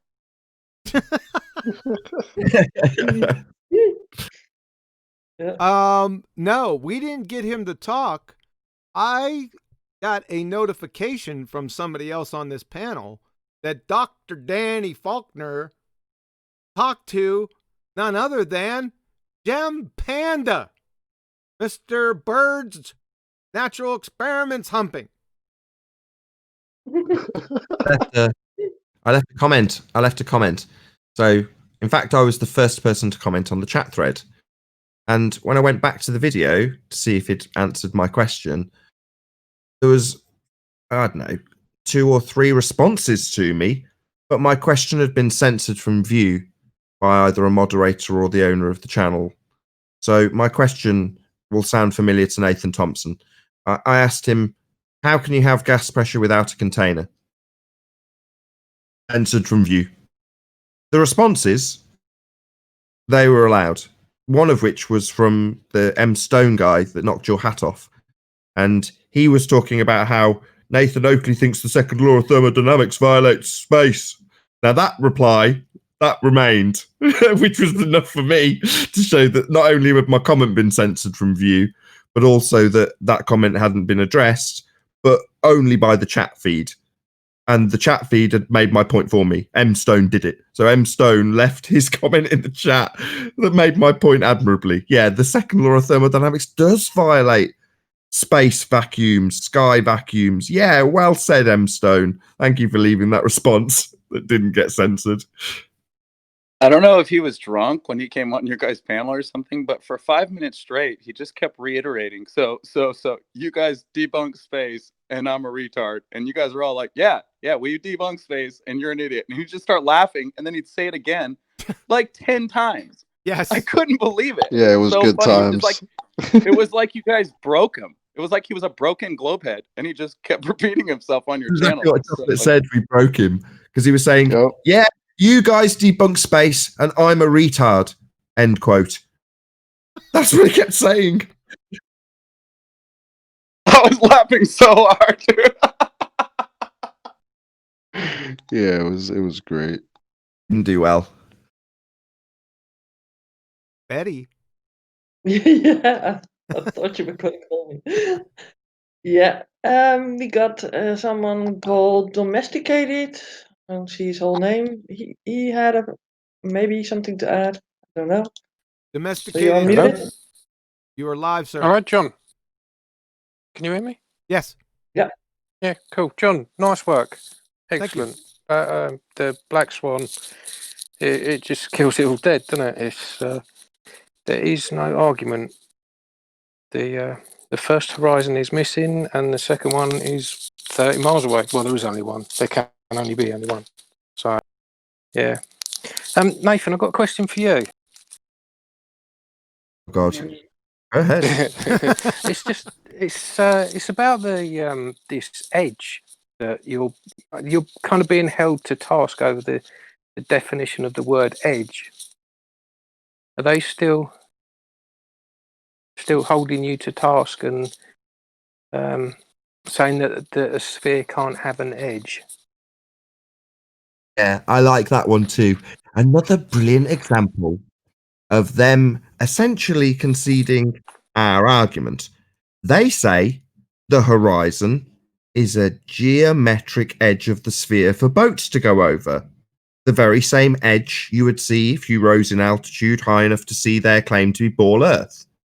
What you're seeing is the edge of it. Now, as you descend, that edge becomes your geometric horizon.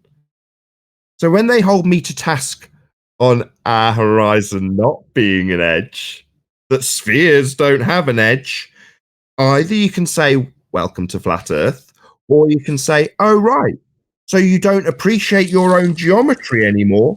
Boats aren't going over the edge of the sphere to be obscured by that very same edge. We don't have that. Yeah, beautiful, isn't it? It's an epic proof. It makes me so happy. What's that? We don't have an edge. Yeah, we know. We have a not actual position for a horizon. Not a fundy sphere edge blocking boats from the bottom up. Not a fundy sphere edge obscuring the bottom of lighthouses in the distance. Not a fundy sphere edge that's bending as you go up in altitude. But it needs to be a fundy sphere edge if we live on a sphere.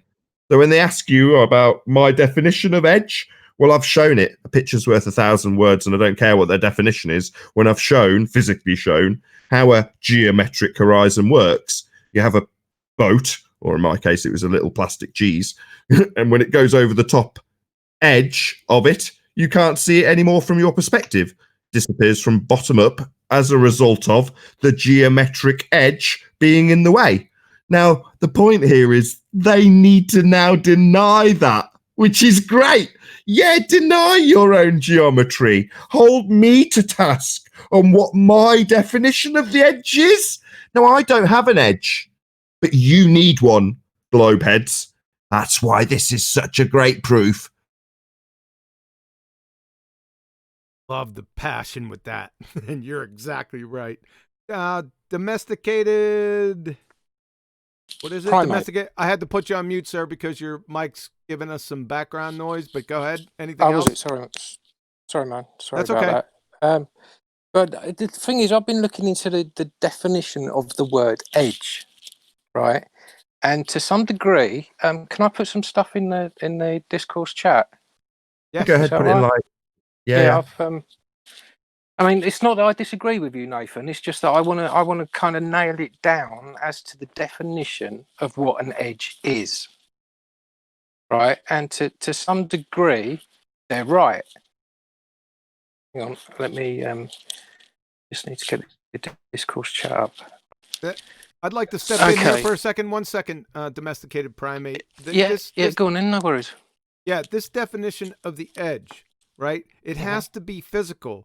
What we're talking about in their paradigm. Agree. In their paradigm, it's called the geometric horizon. Right. So, okay. however, I'm not done yet. However, okay, sorry. It's not permanent. It changes based on your height. Right. Okay. Okay. Is that fair? Okay. Okay. Yep. Understand completely. Sorry, Nathan. Sorry to butt in, but I wanted to make that clear. That's fine. So part of the Modus sorry, go on. Tollens example explains that. So you have it based on their geometry, but it has the height of the observer in the Modus Tollens example.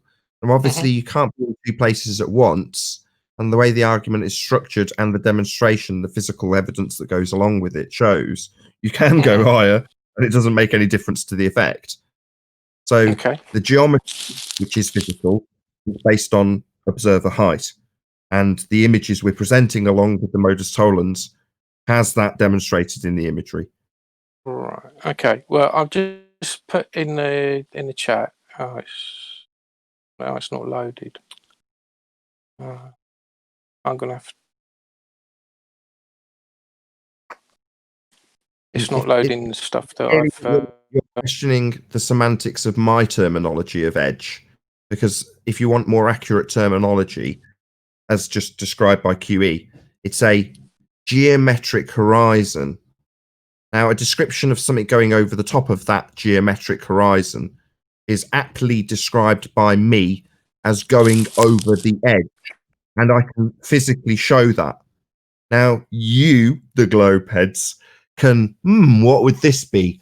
Argue about the semantics of it, if you wish. I don't mind arguing about what your edge is. Go ahead. The problem is that for years they called it the curve, right? That's the terminology they wanted to use, and it was okay. And when they use that, it's a physical thing. But now that we've kind of pointed out to them that it's not a curve, it's your physical edge that things have to disappear behind, they don't like it. Now They also they're called it resorting to bulge. edgy philosophy. Yeah, they called it the bulge. Well, bulge? What the hell's a bulge? You know, that's got many different connotations. But when they labeled it bulge, apparently that's fine. Me calling it an edge, when physically describing things going over the top of it, the leading edge that you can see from your viewpoint, that's accurate. They just don't like it. You know why they don't like it? Because up until now, they've charged us with an edge. Now, I say us in a very general term, because we here on BALLBUSTERS and Flat Earth Debate, respectively, subscribe today to Nathan Oakley 1980 and Nathan Oakley channel. We do not have a model that we reify. So we don't have what some accept into their own fold as their model as a flat earther. Now, their model as a flat earther has an edge. So we as flat earthers collectively get asked about boats going over the edge of our reified model that we've been given, foisted upon us, I would say. Well, I reject that model. So does everyone else here. I know that for a fact. I don't even have to ask, because we don't reify models here. But the people who hold up that straw man, that some do hold dear in the flat earth community, that model, the flat earth model, has got literally pictures of boats going over the edge of it. Why is that? Well, it's because in reality, an extremely weak part of the geometric argument for an earth sphere falls apart at the edge. the point the boats are supposed to be going over, the point that's supposed to be obscuring land in the distance, the point that's supposed to bend as you go up in height. That's your geometric horizon. So you may not like the term edge, but I absolutely and intentionally have used that word because it's a word you've used to claim our strawman model has boats going over it, when in reality, you've got boats going over a not actual location that you need to be an edge. You don't have to like it.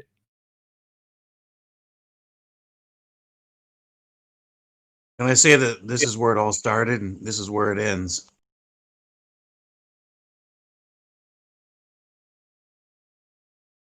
Can say that, yes. Let me get back. I put the reason I put you on mute is because your mic domesticated primate, but go ahead. Anything else you want to add? Sorry about that. Well, I can see their point that an edge is a square or a circle. A sphere is a three-dimensional shape. Okay, and the point at where that three-dimensional shape rolls off over the horizon, for them, they determine that as their edge, right? Now, if a sphere is, or if the globe, their model, is supposedly suspended in space and there is no up or down, okay? The top of the sphere is arbitrary. Yeah, that's kind of what they say, isn't it? No. When you look at a picture of the blue marble, you don't have a sphere on screen. It's two-dimensional. And the outside bit where the blue marble meets the Yeah, black, I understand. Sorry, Nathan. that's the edge of that circle that you can see. Mhm. Now, the semantics of that word is very disapproved of by fundies. I know. That's why I use it. Geometric horizon and be done with it. I like the word edge because that's what it needs to be geometric, to be capable of measurement. To be a sphere, it's got to have an edge. The thing for boats to go over, the thing to obscure land in the distance, and the thing to curve as you raise in altitude to form that blue marble picture with an edge to it. No, they don't like that. I know. Yeah, we knew this when we decided to start asking them for their edge. We knew they were going to not like this because we're flipping it completely on them. And they know it, which is why now they've had, in turn, have had to completely flip their arguments to ours. Hey See guys, how that works? I have a message for all the Globers. Can you guys hear me? Go ahead, man. Go ahead. I wish you would step back from that edge, my friend. Cut ties with all the lies that you're living in. All right, that was it for the message. That's epic. Yeah. Step away from the edge. The globe is dead.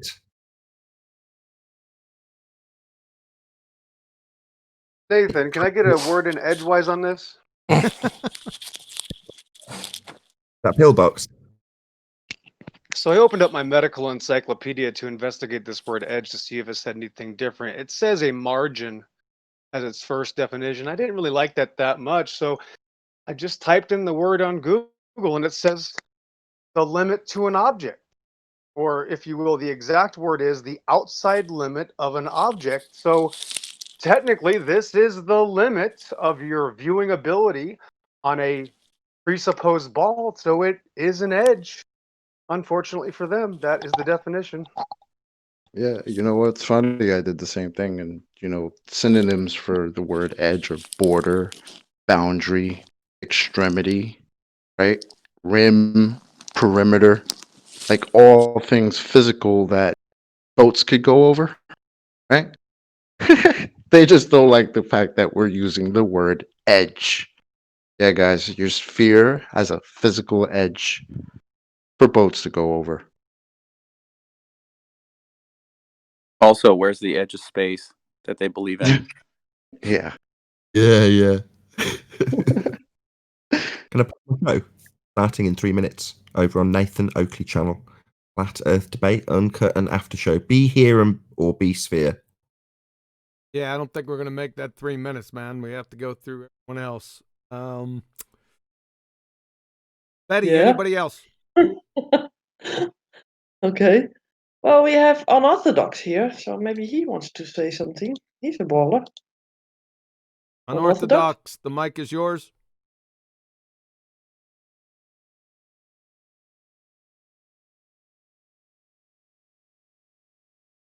Unorthodox, the mic is yours, sir. Already heard his argument if you want to put it forward.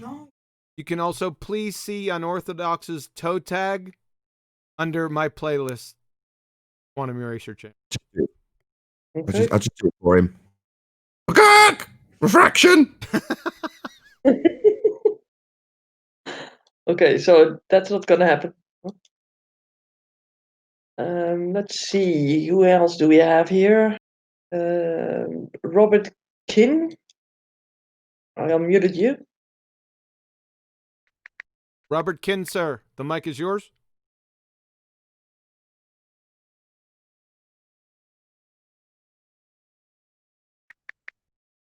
Just clicking, I think. Playing a game, maybe. Robert Kin, going once, twice. No. 3 times, Also you're not out. gonna happen. Anyone else, Betty? Okay, yeah, Redman, maybe he wants to talk. Hi, Redman, you're muted. Hey, how you doing? Hey, how's it going? Yeah. Go ahead, sir. The mic's yours. Yes, sir. This picture, the Black Swan, it is a killer because they don't understand what the picture really represents. Mainly, I'm still laughing about it. I gotta find some more oil rigs. You don't need any more oil rigs. Just take this one, man. You got him. Just try to get them. Say the argument to them, right? Just every time they try to divert a red herring fallacy, that's what a red herring fallacy is. Divert, bring some up irrelevant things. Just keep them on the argument. Show them this picture and say, why or how is that horizon beyond 9.41 miles? Because their geometric horizon should be no more than 2.73 miles. That's it. It's over right there. So, geez, keep on telling them. Like I said, it'll be 9 months. It's going to require a little patience. Okay, thanks. Yeah. Keep the good work up. Appreciate it. I will. Okay, someone else? Matthias? Maybe you want to say something? Matthias, mic is yours, sir.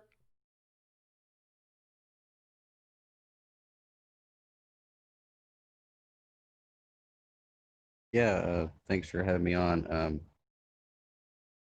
I've got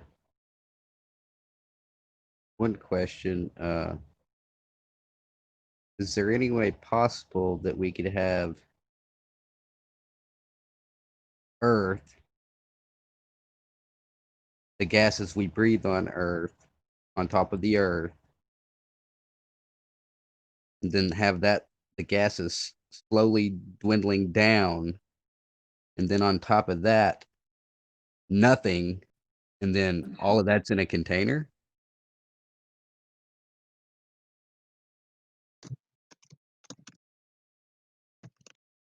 Can you repeat that one more time? The ether argument. Is there any way possible? Okay, like I'll try to put it in layers. Bottom layer is earth and water. On top of that, you have the oxygen we breathe, and then have that gas pressure slowly dwindling down to nothing as you rise in altitude, and then nothing on top of that, and then have all of that in a container. It can't be nothing. It's got to be got to have pressure, right? It can't be pushing on nothing. I guess what I'm asking is, can we have pressure gradients inside of a vacuum? No. Okay, thanks. Yeah, that's against the second law of thermodynamics. You can't have it. The gas will fill the available volume given to it. That's it. So it can't. No. The analogy I use is, could you have a car tire rim with a gas pressure gradient around it without the car tire in a vacuum? Yeah, you can't. Thanks. That's a good one.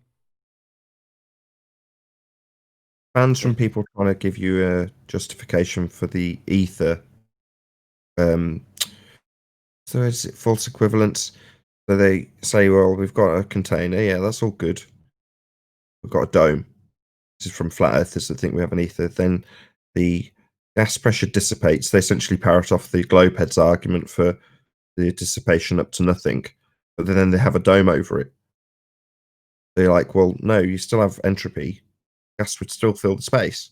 You're not going to have a dissipation down to nothing inside a container.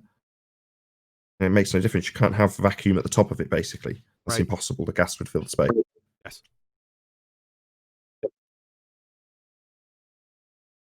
Betty. Yes. We got a new person here. It's called Lil Board. Flat Earther. Little apparently. board. Mike's yours. Hey, man. Hello. Hello. Yeah, now the Earth is definitely flat, mate. There's no doubt about that. I mean, look at the land we're standing on. It's flat. It's not really curved, isn't it? Do you know what I mean? I mean, there are some arguments that can go against the Earth being flat because, like, mountains and shit. Well, it's, pardon my French. But, you know, the Earth's flat. There's no way that it's round at all. Any thoughts on the Black Swan argument? Sorry, what was that? Sorry. Any comments on the Black Swan argument? The presentation was devoted to that today. Nigger. Thanks.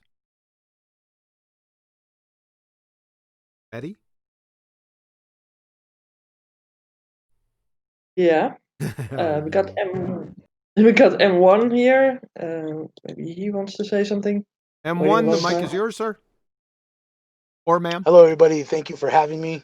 I just want to say this is excellent. I've shown a few people this already, and you can see the moment I show them, it triggers in their head that it's real, but then their cognitive dissonance comes through, and they start trying to make excuses and explanations. But this is an absolute kill shot. The globe is dead. I'm telling everybody about it. Thank you, sir. That's exactly what I want you to do. Every flat earther, take this argument, pass it along. I told my wife this argument last night, right? I was just sitting there. I said, they're really having trouble with this. And I started to explain it to her. It just, you could see when the light bulb went on. As soon as I said geometric horizon for a sphere, and then I said the limitations of that geometric horizon, and then the photo, you could see her eyes light up. Right? It's over. Thanks. Appreciate that. Betty.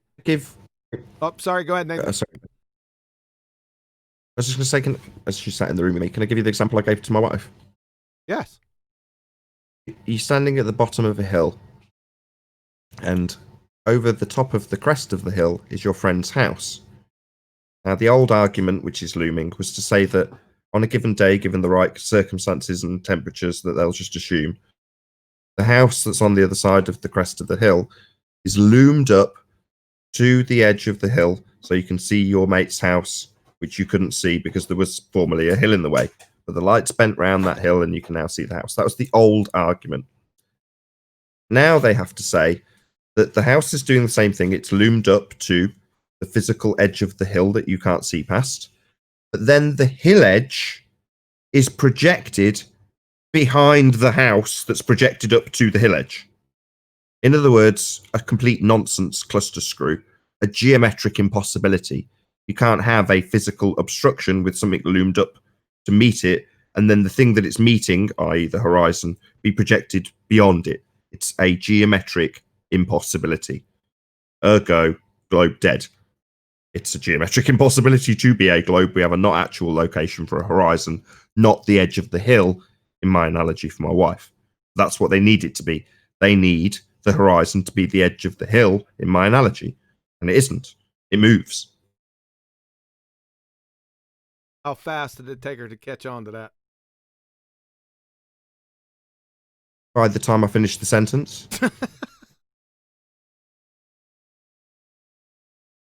Thank you. Any other testimonials?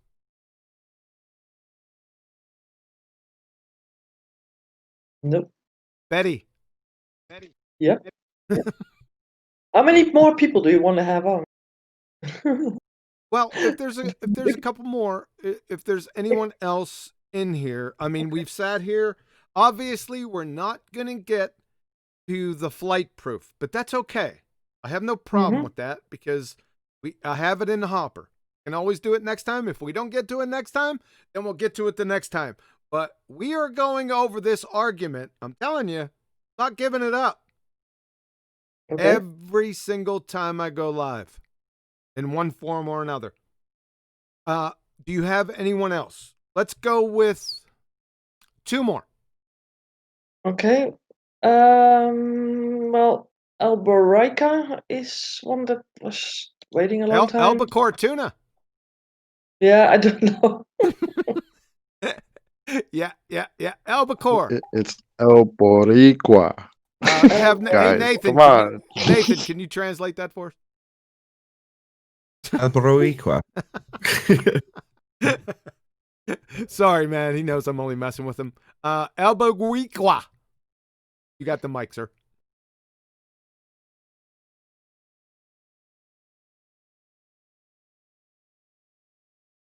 You're too low for us here. 1 second.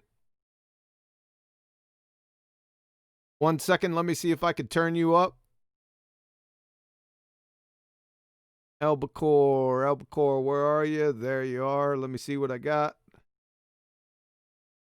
You are at maximum, sir. Go ahead. I was saying it's an amazing argument. It's definitely a globe killer. Sure.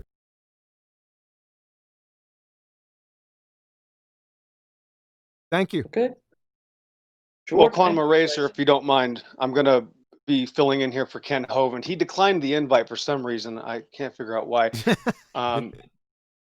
But we do have some Christians that are greatly deceived out there. He is probably the biggest so-called truth or Christian preacher that is absolutely on the wrong end of this argument and is suffering for it greatly. But you're not going to believe this. He literally used to say the earth had a container, and after the flood, it went away.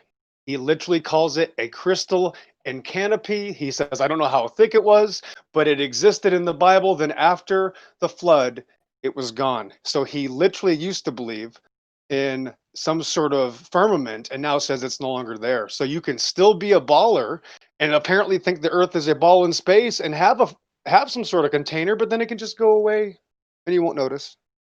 Yes, I'm familiar with that argument from back in the day. It wasn't Ken Hovind that came before him. The crystal canopy and it was made of ice or something, and that was what was mainly responsible for the flood. Yeah, I know it. They just made it up. Yeah, exactly. Walt Brown, I believe, was the original creator. That's exactly who it was. Yes, sir. Good. Hey, anything? Shout out to Paula, Knowledge Scavenger. I'm done. Thank you. So, any comment on the Black Swan argument? Yes, very important. So the Black Swan argument is being discussed right now on the Nathan Oakley channel. So be here or be here if you're watching live now on Quantum Eraser channel. It's premiering right now. Links in the chat box. Okay, we're going to go ahead and round out now. Betty, is there any admin? Yeah, there is a super chat from Neo the One. Funny. For the Black Swan and the family, he says. So you get couple of SEK. I don't know what kind of money that is. Thank you, sir. Oh, that's from the one. Yeah, he's from Bulgaria. Am I correct? Oh, okay. Yep. Hey, thank Could you, be, sir. yeah. Appreciate that. So we're gonna go through all the ballbusters. Paula, final thoughts. Paula's gone. He had to do something, so. Okay. Go, Betty. Can you go down? I can't see the list all that well here. Can you I go think that right? Arwen is first. Okay. Arwen. Oh, yeah. He's still here. Yes, I'm still here. Final thoughts, sir. Yeah, this is another cornerstone. It's another foundational argument we got. Oh, we got so many by now. It's just, yeah, but we're getting a whole collection of it, and the collection is expanding, and this is the latest one. It's, yeah. The horizon is not a sphere edge, it's an optical effect, and the photograph, yeah, proves that. Black Swan. Thank you. Chocolate, final thoughts, sir. Yeah, I want to say that like again, kudos to you for taking this and pointing it out, because I mean, these observations, so many people out there have all these observations that will say the same thing and probably worse, right? But it took somebody to look at this particular one and say, hey, look, we have this one right here that debunks everything that you guys say, right? And now there's an entity around it, right? Now it's got a name. It's the Black Swan, and now people can just say that and they'll understand exactly what we're talking about. That, yeah, you've got all these other observations, but just look at this right here. This absolutely destroys your globe immediately and fast, and you have no rebuttal. And it's almost like it's not just an argument now that's got a name to it. It's like almost an event, because now look at how the Globers have turned their arguments around, now arguing our side and saying the things that we say. It's apparent. Yeah. We know that. We've been telling you guys that. Thanks for catching up in 2020, right? So yeah, man, this has been fun, and it's nice to see these guys, come to terms. And welcome to Flat Earth. Thanks, Chocolate. 10th. Yep. Final thoughts, sir. Your Modus Tollens is like a vice, and they can't get out of this vice. And the only way out is to agree with what Arwen and Chocolate said, that they have to now take on our arguments of it being optical. So, well done to all who are a part, Taboo Conspiracy, BLMB, and QE, especially to you for formulating it as such. Thank you. Appreciate that, sir. Nathan. Final thoughts, sir. Yeah, I'm here. Oh, not Nathan I just want to Thompson. say, Go ahead, Nathan Thompson. Go ahead. You first. Final thoughts. well, thanks for having me on. I got to research the Black Swan argument a little more, but happy to be a Patreon, guys. Make sure if you're a longtime listener or just enjoying the content that QE and Nathan Oakley put out, support them on Patreon directly. They get more of that money than a super chat. And I look forward to further shows. And you got an awesome panel here. Paula or Betty, sorry, good work helping to host and being a great hostess. So, oh, thank you. Yeah, of course. It was a pleasure being on. Appreciate that, sir. Nathan Oakley. Distinguished Nathan Oakley. Final thoughts, sir. Well, Chocolate summarized it beautifully. He pretty much said everything I was going to say, but what I will say is understand and know this proof, and understand it well enough to know when your own argument's being parroted back to you as a defense. So I can't really say it better than Chocolate did, other than to say be here or be sphere on the Nathan Oakley channel, as Flat Earth Debate Uncut and After Show is premiering now. If you're watching live on QE, so go over there, check out the chat feed, Google search me, because I'm ace. Thanks for having me. Very welcome, sir. Betty, final thoughts. Am I the last one, or? You are the last one. Oh, whoa. Okay. Yeah. Right. Everything has been said already. So I'm not going to add anything. I just say learns perspective. It's all in there. And I want to, if the P Brain is watching this, I hope that he will come on once, and because he's also very good with the perspective videos that he has on his channel. I hope that he will one time be on here so that he can do a presentation, or maybe one of his videos that he explains a little bit about those, because he did some great jobs also explaining things, and that's what I want to add. That's the only thing. Thanks, Betty. Thank you. All the ballbusters, everyone who participated today. Listen, take this #1 ball killer, the Black Swan, to everyone you know. Do it for the truth. This is the right thing to do. Take it to him. We'll see you in 2 weeks.